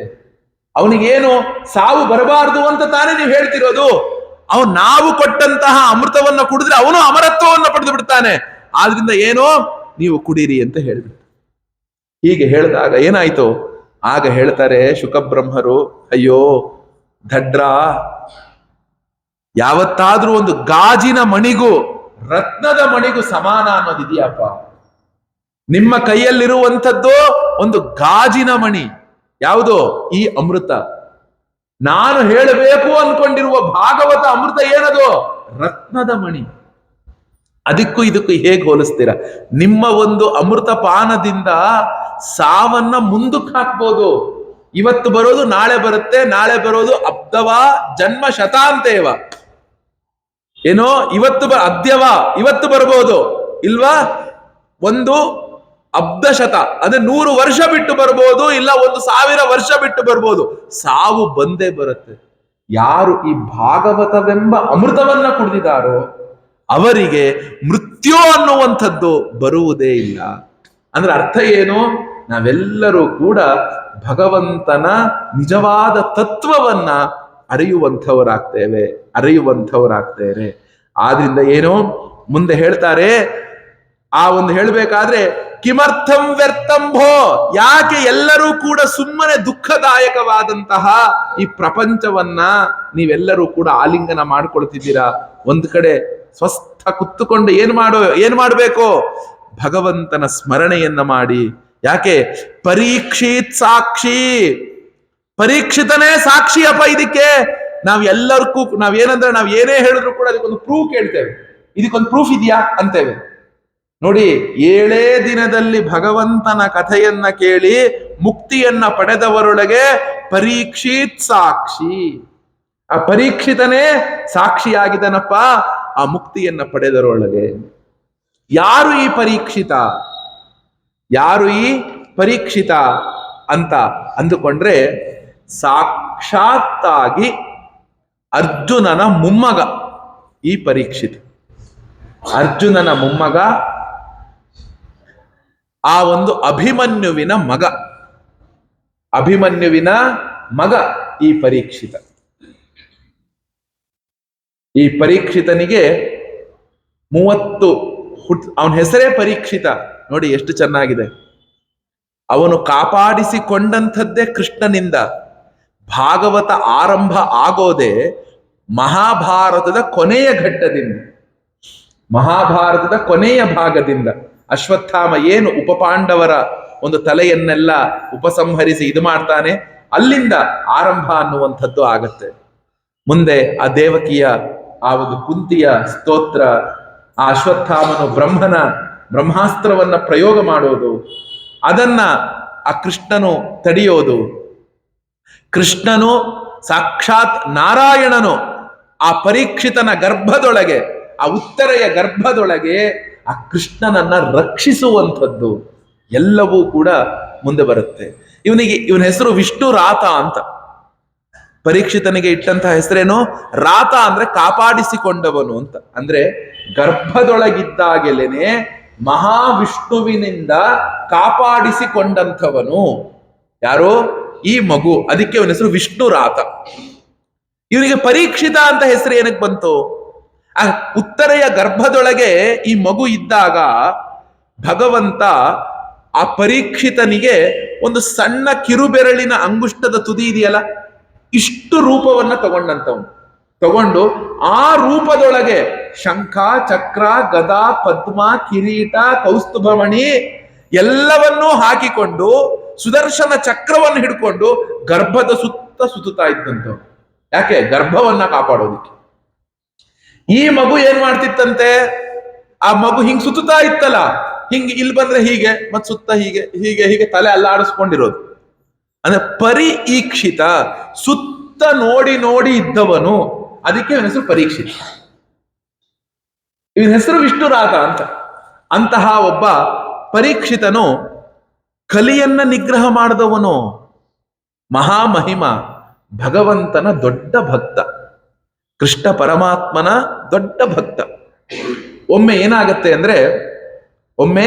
ಏನಾಗತ್ತಪ್ಪ ಅಂದ್ರೆ ಅವನು ಒಂದು ಅರಣ್ಯಕ್ಕೆ ಬೇಟೆಗೋಸ್ಕರ ಅವನು ಹೋಗ್ತಾನೆ. ಹೋದಾಗ ಏನಾಗತ್ತೆ ಅಂದ್ರೆ ಅಲ್ಲಿ ಬಹಳಷ್ಟು ಅರಣ್ಯದಲ್ಲಿ ಸುತ್ತುತ್ತಾನೆ, ಸುಸ್ತಾಗತ್ತೆ, ಹಸಿವು ಬಾಯಾರಿಕೆಯಿಂದ ಅವನು ಬಳಲ್ತಾನೆ. ಬಳಲಿದಾಗ ಏನಾಗುತ್ತೆ ಅಂದ್ರೆ ಅವನು ಎಲ್ಲಾ ರೀತಿಯಿಂದಲೂ ಕೂಡ ಅಕ್ಕಪಕ್ಕ ನೋಡ್ತಾನೆ. ಒಂದು ಜಲಾಶಯವನ್ನ ಅವನು ಕಾಣೋದೇ ಇಲ್ಲ. ಈ ಪರೀಕ್ಷಿತನು ಹುಟ್ಟಿದ ತಕ್ಷಣ ಈ ಧರ್ಮರಾಜ ಎಲ್ಲರನ್ನು ಕರೆದು ಪರೀಕ್ಷಿತನ ಜಾತಕವನ್ನು ತೋರಿಸಿರ್ತಾರೆ. ಆಗ ಅವನು ಹೇಳ್ತಾರೆ, ಇವನು ಬಹಳ ದೊಡ್ಡವನಾಗ್ತಾನೆ, ಎಲ್ಲ ಆಗ್ತಾನೆ, ತುಂಬಾ ದೊಡ್ಡ ಭಗವದ್ ಭಕ್ತ ಆಗ್ತಾನೆ, ಬಹಳ ಶೂರ ವೀರ ಎಲ್ಲವೂ ಆಗ್ತಾನೆ. ಆದರೆ ಇವನಿಗೆ ಹಾವಿನಿಂದ ಮೃತ್ಯು ಬರುತ್ತೆ ಅಂತ ಜ್ಯೋತಿಷ್ಕರು ಹೇಳಿರ್ತಾರೆ. ಅವನು ಹುಟ್ಟಿದಾಗೇನೆ ಈ ಮಾತನ್ನು ಹೇಳಿದ್ರು. ಇವನ ಮೃತ್ಯು ಅನ್ನೋದು ಸರ್ಪದಿಂದ ಬರುತ್ತೆ ಅಂತ ಹೇಳಿರ್ತಾರೆ. ನೋಡಿ ಎಷ್ಟು ಚೆನ್ನಾಗಿದೆ. ಇವನು ಹೃದಯದೊಳಗೆ ಆಗಲೇ ಒಂದು ಭಯ ಇರುತ್ತೆ.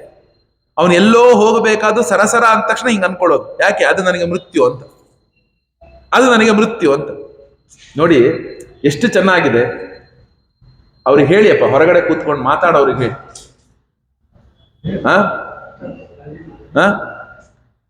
ಆ ಒಂದು ನೋಡಿ, ಅವನಿಗೆ ಮೃತ್ಯುವಿನ ಭಯ. ಯಾರಿಗೆ? ಹೃದಯದೊಳಗೆ. ಒಮ್ಮೆ ಏನಾಗುತ್ತೆ ನೋಡಿ, ಹಸಿವು ಬಾಯಾರಿಕೆಯಿಂದ ಹೋದಾಗ ದೂರದಲ್ಲಿ ಒಂದು ಋಷ್ಯಾಶ್ರಮ ಕಾಣಿಸುತ್ತೆ ಅವನಿಗೆ. ಆ ಋಷ್ಯಾಶ್ರಮ ಕಂಡಾಗ ಅವನು ನೋಡಿ ಎಷ್ಟು ಚೆನ್ನಾಗಿದೆ. ಇಲ್ಲಿ ಅವನು ಮೊದಲೇ ಹೃದಯಕ್ಕೆ ಅಂದುಕೊಂಡು ಬಿಡ್ತಾನೆ, ಏನ್ ಗೊತ್ತಾ, ನಾನೊಬ್ಬ ಮಹಾರಾಜ, ನಾನು ಒಂದು ಋಷಿ ಆಶ್ರಮದೊಳಗೆ ಹೋದ ತಕ್ಷಣ ನನಗೆಲ್ಲರೂ ಕರೀತಾರೆ, ಕೂಡಿಸ್ತಾರೆ, ಮಾತಾಡಿಸ್ತಾರೆ, ಎಲ್ಲವನ್ನೂ ಕೂಡ ಮಾಡ್ತಾರೆ ಅಂತ ಮನಸ್ಸಲ್ಲಿ ಅಂದುಕೊಂಡು ಅವನು ಆ ಋಷಿ ಆಶ್ರಮದೊಳಗೆ ಹೋಗ್ತಾನೆ. ಒಂದು ಹಸಿವು ಬಾಯಾರಿಕೆ ನೀಗೋದಿಕ್ಕೆ ಏನಾದ್ರು ಒಂದು ಕೊಡ್ತಾರೆ. ಅಲ್ಲಿ ಹೋದ ತಕ್ಷಣ ಏನಾಗುತ್ತೆ, ಅಲ್ಲೊಬ್ಬ ಋಷಿ ಕೂತಿರ್ತಾನೆ, ಅವನ ಹೆಸರು ಶಮೀಕ ಅಂತ. ಆ ಶಮೀಕ ಮಹರ್ಷಿ ಏನ್ ಮಾಡ್ತಾನೆ ಅಂದ್ರೆ ಕಣ್ಣು ಮುಚ್ಚಿಕೊಂಡು ಅವನು ಕುಳಿತು ಬಿಟ್ಟಿರ್ತಾನೆ.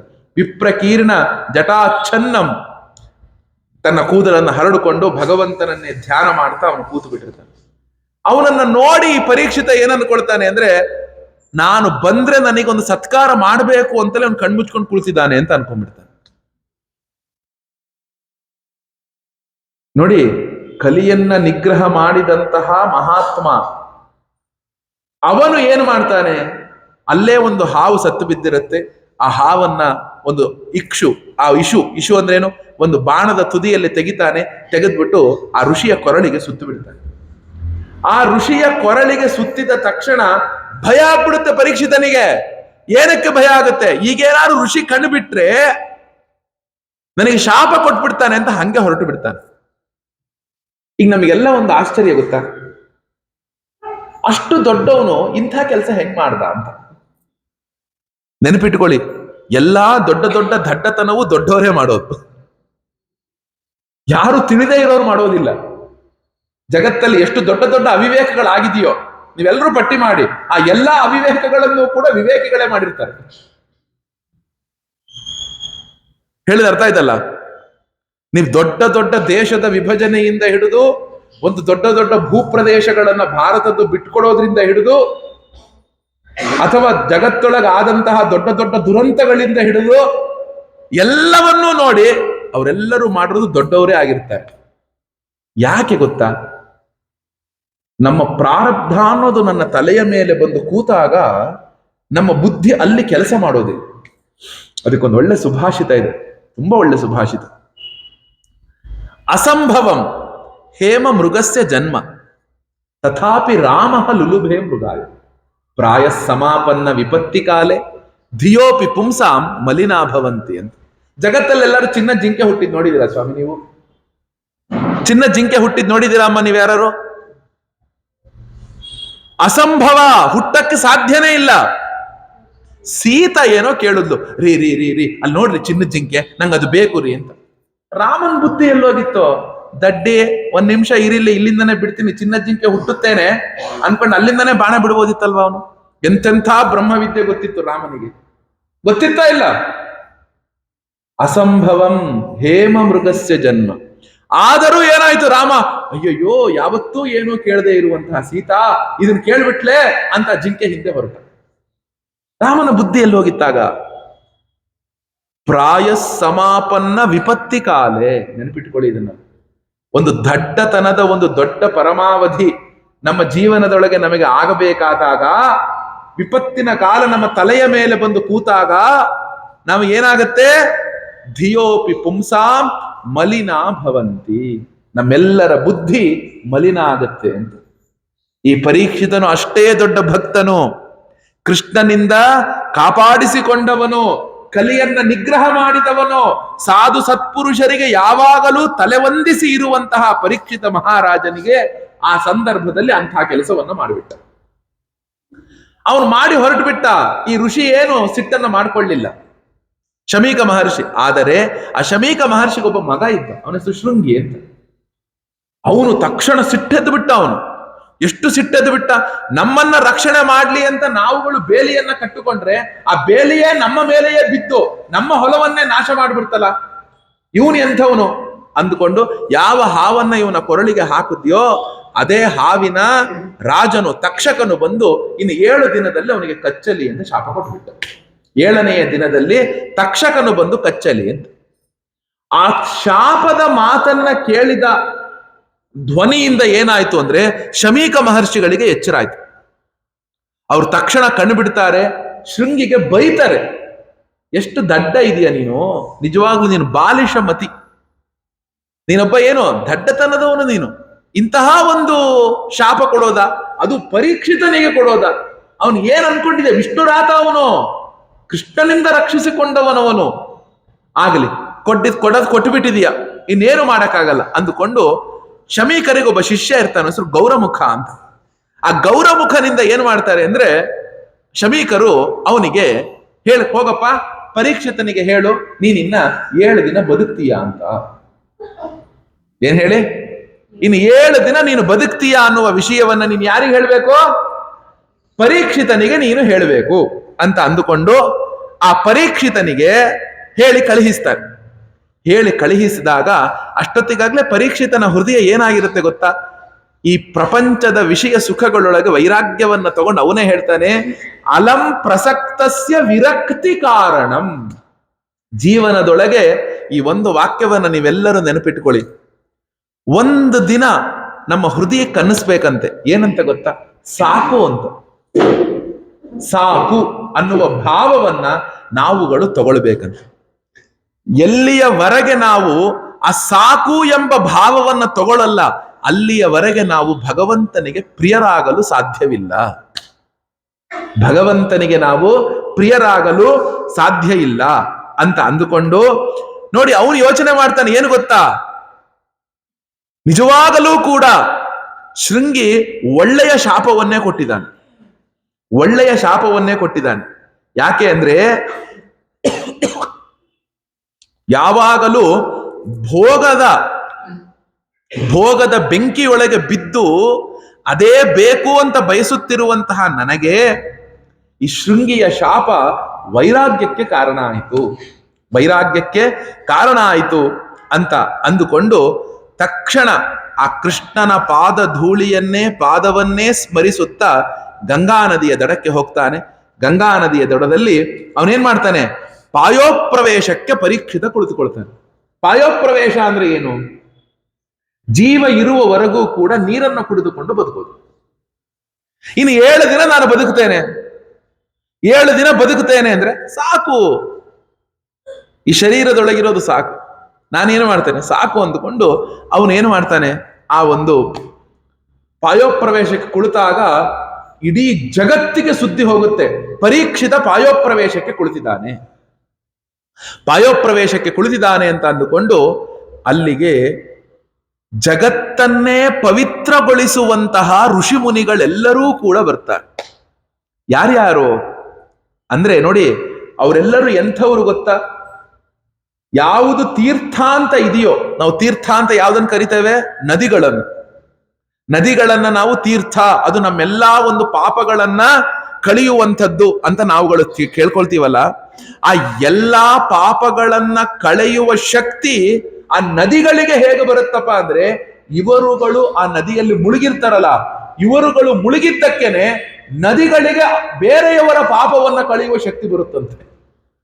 ಯಾರ್ಯಾರು ಬಂದ್ರು ಅಂದ್ರೆ ಹೇಳ್ತಾರೆ ನೋಡಿ, ಅತ್ರಿ, ವಸಿಷ್ಠರು, ಚ್ಯವನರು, ಶರದ್ವಾನರು, ಅರಿಷ್ಟನೇಮಿಗಳು, ಭೃಗುಗಳು, ಅಂಗಿರರು, ಪರಾಶರರು, ವಿಶ್ವಾಮಿತ್ರರು, ಪರಶುರಾಮರು, ಉತಥ್ಯರು, ಇಂದ್ರಪ್ರಮದರು, ಯುಧ್ಮವಾಹರು, ಮೇಧಾತಿಥಿಗಳು, ದೇವಲರು, ಆಷ್ಟಿಶೇಣರು, ಭಾರದ್ವಾಜರು, ಗೌತಮರು, ಪಿಪ್ಪಲಾದರು, ಮೈತ್ರೇಯರು, ಔರ್ವರು, ಕವಶರು, ಅಗಸ್ತ್ಯರು, ಭಗವಂತರಾದ ವೇದವ್ಯಾಸರು, ದೇವರ್ಷಿಗಳಾದಂತಹ ನಾರದರು, ಇವರಲ್ಲದೆ ಅನೇಕರ ಶ್ರೇಷ್ಠರಾದಂತಹ ದೇವರ್ಷಿಗಳು, ಬ್ರಹ್ಮರ್ಷಿಗಳು, ರಾಜರ್ಷಿಗಳು ಎಲ್ಲರೂ ಕೂಡ ಅಲ್ಲಿ ಬಂದು ಸೇರ್ಕೊಂಡ್ರಂತೆ ಪರೀಕ್ಷಿತನ ಎದುರಿಗೆ. ಲೆಕ್ಕ ಹಾಕಿ, ಒಬ್ಬೊಬ್ಬ ಮಹರ್ಷಿಯೂ ಕೂಡ ದೊಡ್ಡ ದೊಡ್ಡ ಪುಣ್ಯದ ಪರ್ವತವನ್ನ ಕಟ್ಟಿಕೊಂಡಂಥವನು. ಅಂತೆಲ್ಲಾ ಮಹರ್ಷಿಗಳು ಬಂದು ಕುತ್ಕೊಳ್ತಂತೆ ಗಂಗಾ ನದಿಯ ದಡದಲ್ಲಿ. ಕುಳಿತುಕೊಂಡಾಗ ಆ ಒಂದು ಅವರೆಲ್ಲರೂ ಬಂದಾಗ ಪರೀಕ್ಷಿತ ಅವ್ರನ್ನ ದರ್ಭಾಸನದಲ್ಲಿ ಕೂಡಿಸ್ತಾನೆ. ದರ್ಭಾಸನದಲ್ಲಿ ಕೂಡಿಸಿ ಅವರ ಕಾಲುಗಳನ್ನ ತೊಳಿತಾನೆ, ಉತ್ತಮ ಆಸನದಲ್ಲಿ ಕೂಡಿಸ್ತಾನೆ. ಕೂಡಿಸಿದಾಗ ಹೊಗಳ್ತಾನೆ. ಎಲ್ಲವನ್ನೂ ಮಾಡಿದ ಮೇಲೆ ಪರೀಕ್ಷಿತ ಕೇಳ್ತಾನೆ ಏನಂತ ಅಂದ್ರೆ, ನಿಮ್ಮೆಲ್ಲರನ್ನೂ ಕುರಿತೊಂದು ಪ್ರಶ್ನೆಯನ್ನ ಕೇಳ್ತೇನೆ ನಾನು. ಏನು? ತತಶ್ಚವ ಪೃಚ್ಛಮಿಮಂ ವಿಪೃಚ್ಛೇ ವಿಶ್ರಭ್ಯ ವಿಪ್ರಾ ಇತಿ ಕೃತ್ಯತಾಯಾಂ ಸರ್ವಾತ್ಮನಾ ಮ್ರಿಯಮಾಣೈಶ್ಚ ಕೃತ್ಯಂ ಶುದ್ಧಂಚ ತತ್ರಾಂ ಮೃಷತಾಭಿಯುಕ್ತ. ನಿಮ್ಮೆಲ್ಲರಲ್ಲೂ ಒಂದು ಪ್ರಶ್ನೆಯನ್ನ ಮಾಡ್ತಿದ್ದೇನೆ. ಏನು ಪ್ರಶ್ನೆಯನ್ನ ಮಾಡ್ತಿದ್ದೇನೆ ಗೊತ್ತಾ? ನಾನು 2 ಪ್ರಶ್ನೆಯನ್ನ ನಿಮ್ಮಿಂದ ಕೇಳ್ತಾ ಇದ್ದೇನೆ. ಏನು? ಈ ಹುಟ್ಟಿದ ಮೇಲೆ ಈ ಜೀವನು, ಒಬ್ಬ ಮನುಷ್ಯನು ಜನ್ಮವನ್ನ ತಗೊಳ್ತಾನೆ ಅಂದ್ರೆ ಅವನು ಮಾಡಬೇಕಾಗಿರುವಂತಹ ಕರ್ತವ್ಯವು ಯಾವುದು? ಈಗ ನಾವೆಲ್ಲ ಹುಟ್ಟಿದ್ದೇವೆ, ನಮ್ಮ ಕರ್ತವ್ಯ ಯಾವುದು? ನಮ್ಮ ಡ್ಯೂಟಿ ಯಾವುದು? ಹುಟ್ಟಿದ್ದೇವೆ, ಓದ್ಬೇಕು, ಓದಿದ್ಮೇಲೆ ಕೆಲ್ಸಕ್ಕೆ ಸೇರ್ಕೋಬೇಕು, ಆಮೇಲೆ ಮದುವೆ ಮಾಡ್ಕೋಬೇಕು, ಮಕ್ಕಳಾಗತ್ತೆ, ಆ ಮಕ್ಕಳನ್ನ ಸಾಕ್ಬೇಕು, ಮಕ್ಕಳನ್ನ ದೊಡ್ಡವ್ರನ್ನ ಮಾಡ್ಬೇಕು, ಮಕ್ಕಳಿಗೆ ಮದುವೆ ಮಾಡ್ಬೇಕು, ಆ ನಂತರ ನಮ್ಮ ರಿಟೈರ್ಡ್ ಆಗುತ್ತೆ, ರಿಟೈರ್ಡ್ ದುಡ್ಡನ್ನು ಒಂದಷ್ಟು ಬ್ಯಾಂಕ್ ಅಲ್ಲಿ ಇಟ್ಕೊಂಡು ಸಂಜೆ ಹೊತ್ತು ಧಾರಾವಾಹಿಗಳನ್ನ ನೋಡ್ಕೊಂಡು ಅಯ್ಯಯ್ಯೋ ಚುಚುಚು ಟೆಟೆಟೆ ಅನ್ಕೊಂಡು ಜೀವನವನ್ನ ಕಳೆದು ಬಿಟ್ರೆ ಮುಗೀತಪ್ಪ. ಹಿಂಗಾಯ್ತಂತೆ, ಹಂಗಾಯ್ತಂತೆ, ಇದಾಯ್ತಂತೆ, ಅದಾಯ್ತು. ನಮಗೆಲ್ಲ ಯಾಕತ್ತ ಧಾರಾವಾಹಿಗಳು ಇಷ್ಟ ಆಗತ್ತೆ? ನಮ್ಮನೆಲ್ಲೂ ಅದೇ ತರಹ ಆಗ್ತಿರುತ್ತೆ ಪರಿಸ್ಥಿತಿ. ಯಾವತ್ತೂ ಒಬ್ಬನಿಗೆ ಏನಕ್ಕೆ ಇಷ್ಟ ಆಗತ್ತೆ ಅಂದ್ರೆ, ಕೆಲವೆಲ್ಲವೂ ಯಾವುದು ಅವನ ಜೀವನಕ್ಕೆ ತುಂಬಾ ಸಮೀಪ ಅನ್ಸುತ್ತೋ ನೋಡಿ. ಯಾವುದೇ ಒಬ್ಬ ನಿರ್ಮಾಪಕ ಆಗ್ಲಿ, ಯಾವುದೇ ಒಂದು ಧಾರಾವಾಹಿ ಆಗ್ಲಿ, ಅಲ್ಲೆಲ್ಲೋ ಒಬ್ಬ ಅತ್ತೆ ಸೊಸೆನೇ ಇರ್ತಾರೆ, ಅಲ್ಲೆಲ್ಲೋ ಒಂದ್ ಕಡೆ ಗಂಡ ಹೆಂಡತಿ ಜಗಳನೇ ಇರುತ್ತೆ, ಅಲ್ಲೆಲ್ಲೋ ಇನ್ನೊಬ್ಬನೇ ಇರುತ್ತೆ. ಅವನ್ನೇ ಇಟ್ಕೊಂಡು ಅವ್ರ ಜೀವನ ಸಾಗಿಸ್ತಿದ್ದಾರೆ. ನೀವು ಸಣ್ಣ ಹುಡುಗರಿಂದ 100 ವರ್ಷ ಹೋದ್ರು ಅದನ್ನೇ ಹೇಳ್ಬೇಕು ಅವರು, ಬೇರೆ ಇನ್ನೇನು ಹೇಳಕ್ಕಾಗೋದಿಲ್ಲ. ಯಾಕೆ? ನಮಗೆ ಆ ಒಂದು ಸಂಸಾರದ, ಯಾವುದೋ ಒಂದು ಸಂಸಾರ, ಸುಖಿ ಸಂಸಾರ ಅಂದ್ರೆ ಅಂತ ಧಾರಾವಾಹಿ ಯಾವ್ದಾದ್ರು ನೋಡಿದೀರಾ ಸ್ವಾಮಿ ನೀವು? ಯಾವುದೋ ಒಂದು ಜಗಳ, ಆ ಜಗಳದ ಆ ಧಾರಾವಾಹಿಲಿ ಒಬ್ಳು ವಿಲನ್ನು ಆ ಮನೆಯೊಳಗೆ ಇರಬೇಕು ಅಂತ ಧಾರಾವಾಹಿಗಳನ್ನ ಇಷ್ಟಪಡೋದು ನೀವು ನೋಡಿ. ನಮ್ಮ ಜೀವನದೊಳಗೆ ನಾವು ಹುಟ್ಟಿದ ಮೇಲೆ ನಾವುಗಳು ಮಾಡಬೇಕಾದಂತಹ ಕರ್ತವ್ಯ ಏನು? ಇದು ಮೊದಲನೇ ಪ್ರಶ್ನೆ. ಎರಡನೇ ಪ್ರಶ್ನೆ ಏನು? ಸ್ವಲ್ಪ ಸಮಯದಲ್ಲೇ ಮೃತ್ಯು ಅನ್ನೋದು ನನ್ನ ತಲೆಯ ಮೇಲೆ ಬಂದು ಕೂತಿದೆಯಪ್ಪ. ಮೃತ್ಯು ಅನ್ನೋದು ನನ್ನ ಮ್ರಿಯಮಾಣೈಶ್ಚ ಕೃತ್ಯಂ ತಲೆ ಮೇಲೆ ಬಂದು ಕೂತಾಗ ಅವನು ಮಾಡಬೇಕಾದ ಕರ್ತವ್ಯಗಳೇನು ಅಂತ ಹೇಳಿದಾಗ ಈ ಪ್ರಶ್ನೆಯನ್ನ ಕೇಳ್ತಾನೆ. ಆ ಪ್ರಶ್ನೆಯನ್ನ ಕೇಳಿ ಮುಗಿಸಿಲ್ಲ ಅಷ್ಟೊತ್ತಿಗೆ ಏನಾಗುತ್ತೆ, ತತ್ರಾಭವದ್ ಭಗವಾನ್ ವ್ಯಾಸಪುತ್ರ ಯದೃಚ್ಛಯಾಗಾ ಮಠಮಾನಾನಪೇಕ್ಷ ಅಲಕ್ಷ್ಯ ಲಿಂಗ ನಿಜ ಲಾಭತುಷ್ಟ ವೃತಶ್ಚ ಬಾಲೈಃ ಅವಧೂತ ವೇಷಃ ತಂದ್ವಷ್ಟ ವರ್ಷಂ ಸುಕುಮಾರ ಪಾದ ಕರೋರು ಬಾಹ್ವಂ ಸಕಪೋಲ ಗಾತ್ರಂ ಚಾರ್ವಾಯುತಾಕ್ಷೋನ್ನ ಸತುಲ್ಯಕರ್ಣ ಸುಭ್ರುವಾನನಂ ಕಂಬು ಸುಜಾತ ಕಂಠಂ.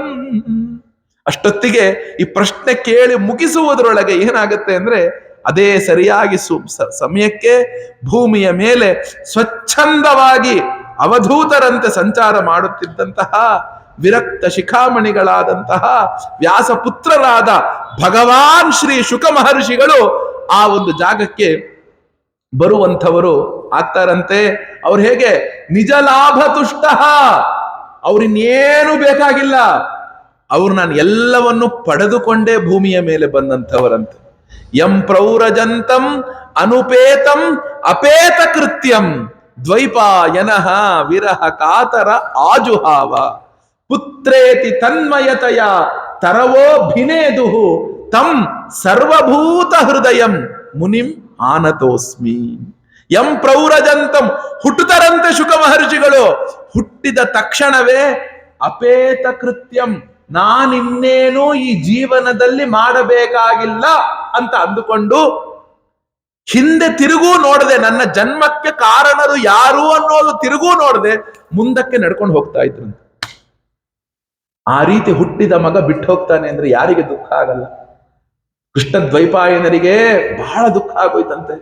ದುಃಖ ಆಗಿ ಏನಂತ ಹೇಳಿದ್ರು, ದ್ವೈಪಾಯನಃ ವಿರಹ ಕಾತರ ಆಜುಹಾವ, ಅತ್ಯಂತ ದುಃಖದಿಂದ ಕರೆದ್ರಂತೆ. ಏನಂತ ಕರೆದ್ರಂತೆ? ಶುಕ ಶುಕ ಶುಕ ಶುಕ ಅಂತ ಕೂಗಿದ್ರೆ ಏನು, ಪುತ್ರೇತಿ ತನ್ಮಯತಯ ತರವೋಭಿನೇದುಹು, ಪುತ್ರ ಪುತ್ರ ಪುತ್ರ ಅಂತ ಕೂಗಿದ್ರೆ ಶುಕ ಮಹರ್ಷಿಗಳು ಓ ಅಂತ ಹೇಳಿಲ್ವಂತೆ. ಅಕ್ಕಪಕ್ಕ ಇದ್ದಂತಹ ಗಿಡಮರ ಬಳ್ಳಿಗಳು ಪಶು ಪಕ್ಷಿ ಪ್ರಾಣಿಗಳು ಓ ಅಂತ ಉತ್ತರವನ್ನ ಕೊಟ್ಟುವಂತೆ. ಅಂತಹ ಯಾಕೆ ಗೊತ್ತಾ? ಈಗ ನನ್ನನ್ನು ಸುದರ್ಶನ ಅಂತ ಕೂಗಿದ್ರೆ ನಾನು ಓ ಅಂತ ಹೇಳ್ತೇನೆ, ಜಾನಕಿ ಅಂತ ಕೂಗಿದ್ರೆ ಅವ್ರು ಓ ಅಂತ ಹೇಳ್ತಾರೆ, ಇನ್ನೊಬ್ರನ್ನ ಕೂಗಿದ್ರೆ ಇನ್ನೊಬ್ರು ಓ ಅಂತ ಹೇಳ್ತಾರೆ, ಮತ್ತೊಬ್ರು ಓ ಅಂತ ಹೇಳ್ತಾರೆ. ಶುಕರನ್ನ ಕೂಗಿದ್ರೆ ಗಿಡಮರ ಬಳ್ಳಿಗಳು ಪಶು ಪಕ್ಷಿ ಪ್ರಾಣಿಗಳು ಯಾಕೆ ಓ ಅಂತ ಕೂಗುದ್ವು? ನಾವು ಈ ಶರೀರದೊಳಗೆ ಮಾತ್ರ ನಾನು ನನ್ನವನು ನಾನು ಅನ್ನುವ ಪ್ರೇಮವನ್ನ ಇಟ್ಟುಕೊಂಡಿದ್ದೇನಂತೆ. ಆದ್ರೆ ಶುಕ ಬ್ರಹ್ಮರು ಹುಟ್ಟುತ್ತಾನೆ, ಪ್ರಪಂಚದೊಳಗಿರುವ ಎಲ್ಲಾ ಭೂತಗಳೊಳಗೂ ಕೂಡ ನಾನು ಎಂಬ ಪ್ರೇಮದಿಂದ ಹುಟ್ಟಿದ್ರಂತೆ. ತಂ ಸರ್ವಭೂತ ಹೃದಯಂ, ಅಂತಹ ಸರ್ವಭೂತ ಹೃದಯಿಗಳಾದಂತಹ ಶುಕ ಬ್ರಹ್ಮರು ಅಲ್ಲಿಗೆ ಬಂದ್ರಂತೆ, ಅವಧೂತ ವೇಷದಲ್ಲಿದ್ರಂತೆ. ನೋಡಿ, ಅವರು ಸುತ್ತಮುತ್ತ ಯಾವಾಗ್ಲೂ ಹುಡುಗರು ಇರ್ತಿದ್ರಂತೆ, ಅವ್ರಿಗೆ ಕೀಟ್ಲೆ ಕೊಡ್ತಾ ಇದ್ರಂತೆ. 16 ವರ್ಷದ ಹುಡುಗ ಅಂತ, ಅವರು ಕೈಕಾಲುಗಳೆಲ್ಲ ತುಂಬಿಕೊಂಡಿತ್ತಂತೆ, ತುಂಬಿದ ಕೆನ್ನೆಗಳಂತೆ, ಎಲ್ಲ ಅಂಗಾಂಗಗಳು ಕೂಡ ಸುಕುಮಾರವಾಗಿದ್ವಂತೆ. ಅಂತಹ ಒಂದು ಕೂದಲು ಕೆದರ್ಕೊಂಡಿದ್ರಂತೆ. ಅಂತಹವರು ಬಂದು ಕುಳಿತುಕೊಂಡಾಗ ಏನಾಯ್ತಂತೆ, ಎಲ್ಲರೂ ಕೂಡ ಅಲ್ಲಿದ್ದಂತಹ ಏನು ಹೇಳದ್ನಲ್ಲ, ವಸಿಷ್ಠರು, ಚವನರು, ವ್ಯಾಸರು, ನಾರದರು ಅಂತ ಏನೇನು ಪಟ್ಟಿ ಕೊಟ್ಟೆ, ಶುಕ ಬ್ರಹ್ಮರನ್ನ ನೋಡಿದ ತಕ್ಷಣವೇ ಎಲ್ಲರೂ ಎದ್ದು ನಿಂತು ಬಿಟ್ರಂತೆ. ಅಪ್ಪಪ್ಪ, ಇಷ್ಟು ದೊಡ್ಡವರು ಇನ್ನು 16 ವರ್ಷದ ಹುಡುಗನನ್ನ ನೋಡಿ ಎದ್ದು ನಿಂತು ಬಿಟ್ರಲ್ಲ. ಅವ್ರು 16 ವರ್ಷದ ಹುಡುಗ ಅಲ್ಲ, ಓಡಾಡುತ್ತಿರೋ ಬ್ರಹ್ಮ. ಅದಕ್ಕೆ ಏನ್ ಹೇಳಿ, ಬ್ರಹ್ಮ. ಈಗ ಹೆಂಗೆ ನಾವು ಮಹಾರಾಜರಿಗೆ ಹೇಳ್ತೇವೆ, ಬ್ರಹ್ಮಾನಂದರು ಹೇಳಿದ್ರು, 2 ರೂಪಾಯಿ ಟಿಕೆಟ್ ಹರಿಸಿದ್ರೆ ಓಡಾಡೋ ರಾಮನ್ ನೋಡ್ತಾ ಇದ್ದೆ ನಾನು. ಅಯ್ಯೋ, ಆ ಮಹಾರಾಜರು ಮುಕ್ತರಾಗ್ಬಿಟ್ರೆ. ಮಹಾರಾಜರು ಮುಕ್ತರಾದಾಗ ಓಡೋಡಿ ಬಂದು ಹೇಳ್ತಾರೆ, ಗದಗದಿಂದ ನಡ್ಕೊಂಡು ಹೋಗ್ಬೇಕಾದಾಗ ಬ್ರಹ್ಮಾನಂದರಿಗೆ ಅಲ್ಲೇ ನೆಲದ ಮೇಲೆ ಬಿದ್ದು ಹೊರಳಾಡ್ತಾರೆ. ಮಣ್ಣು ಮೇಲೆ ಹೊರಳಾರು ಹೇಳ್ತಾರೆ, 2 ರೂಪಾಯಿ ಟಿಕೆಟ್ ಹರಿಸಿದ್ರೆ ಓಡಾಡೋ ರಾಮನ್ ನೋಡ್ತಿದ್ದೆ, ಅಂತಹ ರಾಮರು ಮುಕ್ತರಾಗ್ಬಿಟ್ರೆ ಅಂತ ಹೇಳ್ತಾರೆ. ಹೇಗೋ ಹಾಗೆ ಓಡಾಡೋ ಬ್ರಹ್ಮ ಶುಕಬ್ರಹ್ಮರು ಅಂದ್ರೆ ಎಲ್ಲರೂ ಎದ್ದು ನಿಂತು ಬಿಡ್ತಾರೆ. ಅವರಿಗೆ ಎಲ್ಲರಿಗಿಂತಲೂ ಉತ್ತಮವಾದಂತಹ ಒಂದು ಆಸನವನ್ನ ಕೊಡ್ತಾರೆ. ಆ ಆಸನವನ್ನ ಕೊಟ್ಟು ಶುಕಬ್ರಹ್ಮರ ಕಾಲ ಬಳಿಗೆ ನಿಂತುಕೊಂಡು ಪರೀಕ್ಷಿತನು ಪ್ರಶ್ನೆಯನ್ನ ಮಾಡ್ತಾನೆ. ಅತಃ ಪೃಚ್ಛಾಮಿ ಸಂಸಿದ್ಧಿಂ ಯೋಗಿನಾಂ ಪರಮಂ ಗುರುಂ ಪುರುಷಸ್ಯೇಹ ಯತ್ಕಾರ್ಯಂ ಮ್ರಿಯಮಾಣಸ್ಯ ಸರ್ವಥಾ ಯಚ್ಛ್ರೋತವ್ಯೋ ಮಥೋ ಜಪ್ಯಂ ಯತ್ಕರ್ತವ್ಯಂ ನೃಭಿಃ ಪ್ರಭೋ ಸ್ಮರ್ತವ್ಯಂ ಭಜನೀಯಂ ವಾ ಬ್ರೂಹಿ ಯದ್ವಾ ವಿಪರ್ಯಯಂ. ಶುಕಬ್ರಹ್ಮರೇ, ತಾವುಗಳು ಎಲ್ಲವನ್ನೂ ತಿಳಿದುಕೊಂಡಂಥವರಾಗಿದ್ದೀರಾ. ನೀವು ಯೋಗಿಗಳಿಗೂ ಗುರುಗಳಾಗಿದ್ದೀರಾ, ಪರಮ ಗುರುಗಳಾಗಿದ್ದೀರಾ. ನೋಡಿ, ನನ್ನ ಹತ್ರ ಇರುವಂತಹ ಪ್ರಶ್ನೆ, ಸರ್ವಥಾ ಮರಣ ಸನ್ನಿಹಿತನಾದಂತಹ ಒಬ್ಬ ಮನುಷ್ಯನು, ಒಬ್ಬ ಪುರುಷನು, ಒಬ್ಬ ಮನುಷ್ಯನು ಏನು ಮಾಡಬೇಕು, ಯಾವ ಸಿದ್ಧಿ ಸ್ವರೂಪವಾದಂತಹ ಏನು ಮಾಡಬೇಕು ಅನ್ನುವ ವಿಷಯದಲ್ಲಿ ಪ್ರಶ್ನೆಯನ್ನ ಮಾಡ್ತಿದ್ದೇನೆ. ಅಂತಹ ಮನುಷ್ಯ ಏನನ್ನ ಶ್ರವಣ ಮಾಡಬೇಕು, ಅವನು ಯಾವ ಕೆಲಸ ಮಾಡಬೇಕು, ಯಾರನ್ನ ಜಪಿಸಬೇಕು, ಯಾರನ್ನ ಸ್ಮರಿಸಬೇಕು, ಯಾರನ್ನ ಭಜಿಸಬೇಕು, ಹಾಗೂ ಏನನ್ನ ಬಿಡಬೇಕು. ನೋಡಿ, ನಾವು ಏನನ್ನ ಮಾಡಬೇಕು ನೆಕ್ಸ್ಟ್ ಕ್ವಶನ್. ಫಸ್ಟ್ ಕ್ವಶನ್ ಏನ್ ಗೊತ್ತಾ? ನಾನು ಕೃಷ್ಣನಿಗೆ ಪ್ರಿಯನಾಗಬೇಕು ಅಂದ್ರೆ ಏನನ್ನ ಬಿಡಬೇಕು ಅಂತ. ಈಗ ನಾವು ಮಾಡ್ತಾ ಇರೋದನ್ನ ಬಿಡ್ತಾ ಹೋದ್ರೆ ಸಾಕು, ನಾವು ಕೃಷ್ಣನಿಗೆ ಹತ್ರ ಆಗ್ತಾ ಹೋಗ್ತೇವೆ. ಅರ್ಥ ಆಯ್ತಲ್ಲ? ಯಾವುದನ್ನು ನಾವು ಮಾಡಬೇಕಾಗಿಲ್ಲ, ನಾವು ಶುದ್ಧಾತ್ಮರೇ. ಈಗ ಗಂಗಾ ನದಿಯನ್ನ ಶುದ್ಧ ಮಾಡಕ್ಕೆ ಎಷ್ಟೋ 100 ಕೋಟಿಗಳನ್ನ ಖರ್ಚು ಮಾಡ್ತಾ ಇದ್ದಾರೆ. ಗಂಗಾ ನದಿ ಸ್ವಯಂ ಆಗಿ ಶುದ್ಧಾತ್ಮಳವಳು. ನಾವು ಅವಳನ್ನೇನು ಶುದ್ಧ ಮಾಡಬೇಕಾಗಿಲ್ಲ. ಅವಳಿಗೇನು ಬಂದು ಸೇರ್ತಾ ಇದೆ ಆ ಗಲೀಜನ್ನ ತಡೆದ್ರೆ ಸಾಕು, ಮತ್ತವಳು ಶುದ್ಧಳಾಗೆ ಹರಿತಾಳೆ. ಗಂಗೆಯನ್ನು ಶುದ್ಧ ಏನಕ್ಕೆ ಮಾಡಬೇಕು ನಾವು? ಅವಳು ಎಲ್ಲೆಲ್ಲಿಂದ ಬಂದು ಗಟರ್ ನೀರು, ಎಲ್ಲೆಲ್ಲಿಂದ ಬಂದು ಕಂಪನಿಯ ಫ್ಯಾಕ್ಟರಿ ಕಾರ್ಖಾನೆಗಳ ನೀರು ಸೇರ್ತಾ ಇದೆಯೋ ಅದೆಲ್ಲವನ್ನು ಬಂದ್ ಮಾಡಿದ್ರಾಯ್ತು, ಹರಿಯೋ ನೀರು ಶುದ್ಧನೇ ಇರುತ್ತೆ. ನಾವೆಲ್ಲರೂ ಕೂಡ ಹಾಗೆಯೇ. ನಾವುಗಳು ಏನನ್ನ ತಪ್ಪುಗಳನ್ನ ಮಾಡ್ತಾ ಇದ್ದೇವೆ, ಆ ತಪ್ಪುಗಳನ್ನ ಬಿಟ್ರಾಯ್ತು, ನಾವು ಶುದ್ಧರಾಗ್ತೇವೆ. ಯಾಕೆ? ನಮ್ಮೊಳಗ ಚೈತನ್ಯ ಇದ್ದಾನೆ. ಅದಕ್ಕೆ ಈಗ ಒಂದು ತಾಮ್ರದ ಚಂಬು ಅದು ಕಿಲುಬಿದೆ ಅಂದ್ರೆ ನಾವ್ ಏನ್ ಮಾಡ್ತೇವೆ? ಒಂದು ಹುಣಸೆ ಹುಳಿ ಹಾಕಿ ತಿಕ್ಕಿದ್ರೆ ಸಾಕು, ಅದರೊಳಗಿರುವಂತಹ ಒಂದು ಹೊಳಪು ತಾನಾಗೆ ಹೊರಗಡೆ ಬರುತ್ತೆ. ಏನನ್ನ ಬಿಡಬೇಕು ಅದನ್ನ ಹೇಳಿ ಅಂತ ಹೇಳಿದಾಗ ಶುಕಬ್ರಹ್ಮರು ಹೇಳ್ತಾರೆ ನೋಡಿ, ಏನಂತ ಅಂದ್ರೆ, ನೋಡಪ್ಪ, ಏತಾವಾನ್ ಸಾಂಖ್ಯ ಯೋಗಾಭ್ಯಾಂ ಸ್ವಧರ್ಮ ಪರಿನಿಷ್ಠಯ ಜನ್ಮ ಲಾಭ ಪರಂ ಪುಂಸಾಂ ಅಂತೆ ನಾರಾಯಣ ಸ್ಮೃತಿ. ಒಬ್ಬ ಮನುಷ್ಯನ ಜೀವನದ ಸಾರ್ಥಕತೆ ಯಾವಾಗ ಬರುತ್ತಪ್ಪ ಅಂದ್ರೆ, ನಮ್ಮ ಕೊನೆಯ ಶ್ವಾಸ ಇರಬೇಕಾದಾಗ ನಾರಾಯಣ ಸ್ಮೃತಿ, ಭಗವಂತನ ಸ್ಮರಣೆ ಬಾರೋದಕ್ಕೆ. ಮಹಾರಾಜರ ಪ್ರವಚನದೊಳಗೊಂದು ಪ್ರವಚನವೇ ಇದೆ. ಏನು ಗೊತ್ತಾ ಪ್ರವಚನದ ಹೆಸರು? ಅಂತಕಾಲವನ್ನ ಸಾಧಿಸುವುದಕ್ಕೆ ನಾವು ನಾಮವನ್ನ ಸ್ಮರಿಸಬೇಕು ಅಂತ. ಇದೇ ಪ್ರವಚನ ನನ್ನ ಮುಂದಿದೆಯಲ್ಲ, ಇದ್ರೊಳಗೆ ಒಂದು ಪ್ರವಚನದ ಹೆಡ್ಡಿಂಗ್. ಏನಕ್ಕೆ ನಾವು ಭಗವಂತನನ್ನ ಸ್ಮರಿಸಬೇಕು? ನಮ್ಮ ಅಂತ್ಯಕಾಲವನ್ನ ನಾವು ಸಿದ್ಧ ಮಾಡ್ಕೊಳ್ಳೋದಿಕ್ಕೆ. ಶುಕಬ್ರಹ್ಮರು ಹೇಳ್ತಿದ್ದಾರೆ, ನಾವು ಏನ್ ಮಾಡ್ಬೇಕು? ಆ ಒಂದು ಅಂತ್ಯಕಾಲವನ್ನ ಸಾಧಿಸೋದಿಕ್ಕೆ ಜನ್ಮ ಲಾಭ ಪರಂ ಪುಂಸಾಂ ಅಂತೆ ನಾರಾಯಣ ಸ್ಮೃತಿ. ಆಗ ಏನ್ ಮಾಡ್ತಾರೆ? ತದಹಂತೆ ಭಿಧಾಸ್ಯಾಮಿ ಮಹಾಪೌರುಷಿಕೋ ಭವಾನ್ ಯಸ್ಯ ಶ್ರದ್ಧಾತು ಮಾಶು ಸ್ಯಾನ್ ಮುಕುಂದೇ ಮತಿ ಸದಾ. ಆದ್ರಿಂದ ಅತ್ಯಂತ ಪರಮ ಪವಿತ್ರವಾದಂತಹ ಒಂದು ಭಾಗ ಇದೆಯಪ್ಪ. ಆ ಭಾಗ ಭಗವಂತನ ಭಾಗ, ಅದಕ್ಕೆ ಹೆಸರು ಭಾಗವತ. ಭಾಗವತ ಅಂತಹ ಪರಮ ಭಾಗವತವನ್ನ ನಿನಗೆ ನಾನು ಹೇಳ್ತೇನೆ. ಇನ್ನು 7 ದಿನದಲ್ಲಿ ನೀನು ಏನು ಕೇಳದೆ, ಏನು ಮಾಡಬೇಕು ಅಂತ ಕೇಳಿದ್ಯಲ್ಲ, 7 ದಿನದಲ್ಲಿ ನೀನು ಮಾಡಬೇಕಾಗಿರೋದು ಭಗವಂತನ ಸ್ಮರಣೆ, ಭಗವಂತನ ಸ್ಮರಣೆ, ಭಗವಂತನ ಸ್ಮರಣೆ ಅಷ್ಟೇ. ಭಗವಂತನ ಚಿಂತನೆ, ಅದನ್ನ ನಿನಗೆ ಹೇಳ್ತೀನಿ ಅಂತ ಆ ಕೃಷ್ಣನ ವಾಂಗ್ಮಯಿ ಮೂರ್ತಿಯ ಸ್ವರೂಪವಾದಂತಹ ಈ ಭಾಗವತವನ್ನ ಪರೀಕ್ಷಿತನಿಗೆ ಶುಕಬ್ರಹ್ಮರು ಉಪದೇಶವನ್ನ ಮಾಡ್ತಾರೆ. ಆ ಭಾಗವತದ ಆ ಉಪದೇಶದ ಪ್ರಮುಖ ಭಾಗಗಳನ್ನ ನಾವುಗಳು ನಾಳೆಯ ದಿನದಿಂದ ಇನ್ನು 6 ದಿನಗಳ ಕಾಲ, ಎಲ್ಲ ಭಾಗವನ್ನೂ ಹೇಳೋದು ಕಷ್ಟ, ಪ್ರಮುಖ ಭಾಗಗಳನ್ನ 6 ದಿನಗಳ ಕಾಲ ನಾವೆಲ್ಲರೂ ಶ್ರವಣ ಮಾಡೋಣ ಅಂತ ಹೇಳ್ತಾ, ಇವತ್ತಿನ ಈ ಒಂದು ಉಪನ್ಯಾಸದ ಏನು ಮಾತುಗಳಿದೆ ಅದನ್ನ ಮಹಾರಾಜರ ಪಾದ ಚರಣಗಳೊಳಗೆ ಅರ್ಪಿಸುತ್ತಾ, ಆ ಒಂದು ಭಗವಂತನ ನಾಮದ ಮೇಲೆ ಭಕ್ತಿ, ಇನ್ನು 7 ದಿನಗಳ ಕಾಲ ತಮ್ಮೆಲ್ಲರಿಗೂ ಒಂದೇ ಮಾತು ಹೇಳ್ತಿರೋದು, ಎಷ್ಟು ಮೌನವಾಗಿರ್ತೀರೋ ಅಷ್ಟು ಮೌನವಾಗಿರಿ. ಆ ಸಂದರ್ಭದಲ್ಲಿ ಭಗವಂತನನ್ನ ಸ್ಮರಿಸಿ ನಿತ್ಯ 5 ಗಂಟೆಗೆ ಇಲ್ಲಿ ವಿಷ್ಣು ಸಹಸ್ರನಾಮ ನಾಮಸ್ಮರಣೆ ಆಗುತ್ತೆ. ಎಲ್ಲರೂ ವಿಷ್ಣು ಸಹಸ್ರನಾಮ ಹೇಳೋಕೆ ಬನ್ನಿ, ಭಗವಂತನನ್ನ ಸ್ಮರಿಸಿ ಅಂತ ಹೇಳ್ತಾ, ಆ ಭಾಗವತದ ಸಪ್ತಾಹ 7ನೇ ದಿನಕ್ಕೆ ನಮ್ಮ ಹೃದಯಕ್ಕೆ ಅನ್ನಿಸಬೇಕು, ಹೌದಪ್ಪ ನಾನೊಂದು ಈ 7 ದಿನಗಳಲ್ಲಿ ಭಗವಂತನನ್ನ ಸ್ಮರಿಸಿದ್ದು ನನ್ನ ಹೃದಯಕ್ಕೆ ನಾಟಿತು ಅಂತ ಅನ್ನಿಸ್ಬೇಕು. ಇನ್ನೊಂದು, ಎಷ್ಟು ಜನ, 100 ಜನ ಬಂದು ಕೇಳ್ತಾ ಇದ್ದೀರಾ, ನಾಳೆ ಬರಬೇಕಾದಾಗ ಮತ್ತೊಬ್ಬರನ್ನ ನೀವುಗಳು ಕರ್ಕೊಂಡು ಬನ್ನಿ, ಎಲ್ರಿಗೂ ಹೇಳಿ ಭಾಗವತ ನಡೀತಾ ಇದೆ ಬನ್ನಿ ಅಂತ. ಕಾರಣ ಏನಕ್ಕೆ ಗೊತ್ತಾ? ಅವರಿಗೆ ಕೇಳಿಸಿದ ಶ್ರವಣದ ಪುಣ್ಯ ತಮಗೆ ಲಭಿಸುತ್ತೆ, ಅದಕ್ಕೆ ತಮಗೆ ಲಭಿಸುವಂಥದ್ದಾಗತ್ತೆ. ಅಂತಹ ಒಂದು ಭಾವ ತಮ್ಮೆಲ್ಲರಿಗೂ ಸಿಗಲಿ ಅಂತ ಹೇಳ್ತಾ, ಇವತ್ತಿನ ಮೊದಲ ಮಂಗಳ ಉಪಕ್ರಮ ಉಪನ್ಯಾಸವನ್ನ ಮಂಗಳ ಮಾಡ್ತೇನೆ ಅಂತ ಹೇಳ್ತಾ, ಕೃಷ್ಣಾರ್ಪಣ ಕೃಷ್ಣಾರ್ಪಣ ಕೃಷ್ಣಾರ್ಪಣ 3 ನಿಮಿಷಗಳ ಕಾಲ ನಾಮಸ್ಮರಣೆ, ಆ ನಂತರ ಮುಂದಿನದು ಆಗತ್ತೆ. ಓಂ ನಮೋ ಭಗವತೆ ವಾಸುದೇವ, ಎಲ್ಲ ಗಟ್ಟಿ ಹೇಳಬೇಕು.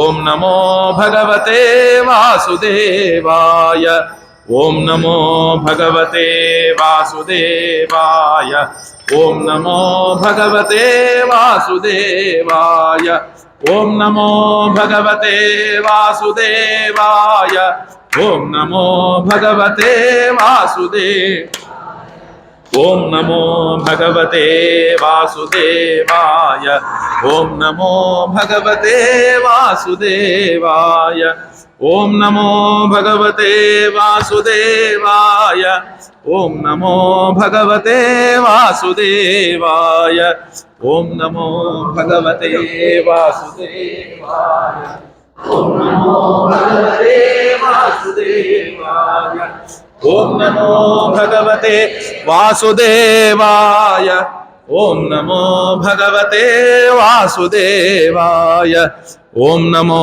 ಭಗವತೆ, ಓಂ ನಮೋ ಭಗವತೆ ವಾಸುದೇವಾಯ, ಓಂ ನಮೋ ಭಗವತೆ ವಾಸುದೇವ, ಗಟ್ಟಿ ಹೇಳಬೇಕು. ಓಂ ನಮೋ ಭಗವತೆ ವಾಸು, ಓಂ ನಮೋ ಭಗವತೆ ವಾಸುದೇವಾಯ, ಓಂ ನಮೋ ಭಗವತೆ ವಾಸುದೇವ, ಓಂ ನಮೋ ಭಗವತೆ ವಾಸುದೇವಾಯ, ಓಂ ನಮೋ ಭಗವತೆ ವಾಸುದೇವಾಯ, ನಮೋ ಭಗವತೆ ವಾಸುದೇವಾಯ, ಓಂ ನಮೋ ಭಗವತೆ ವಾಸುದೇವಾಯ, ಓಂ ನಮೋ ಭಗವತೆ ವಾಸುದೇವಾಯ, ಓಂ ನಮೋ ಭಗವತೆ,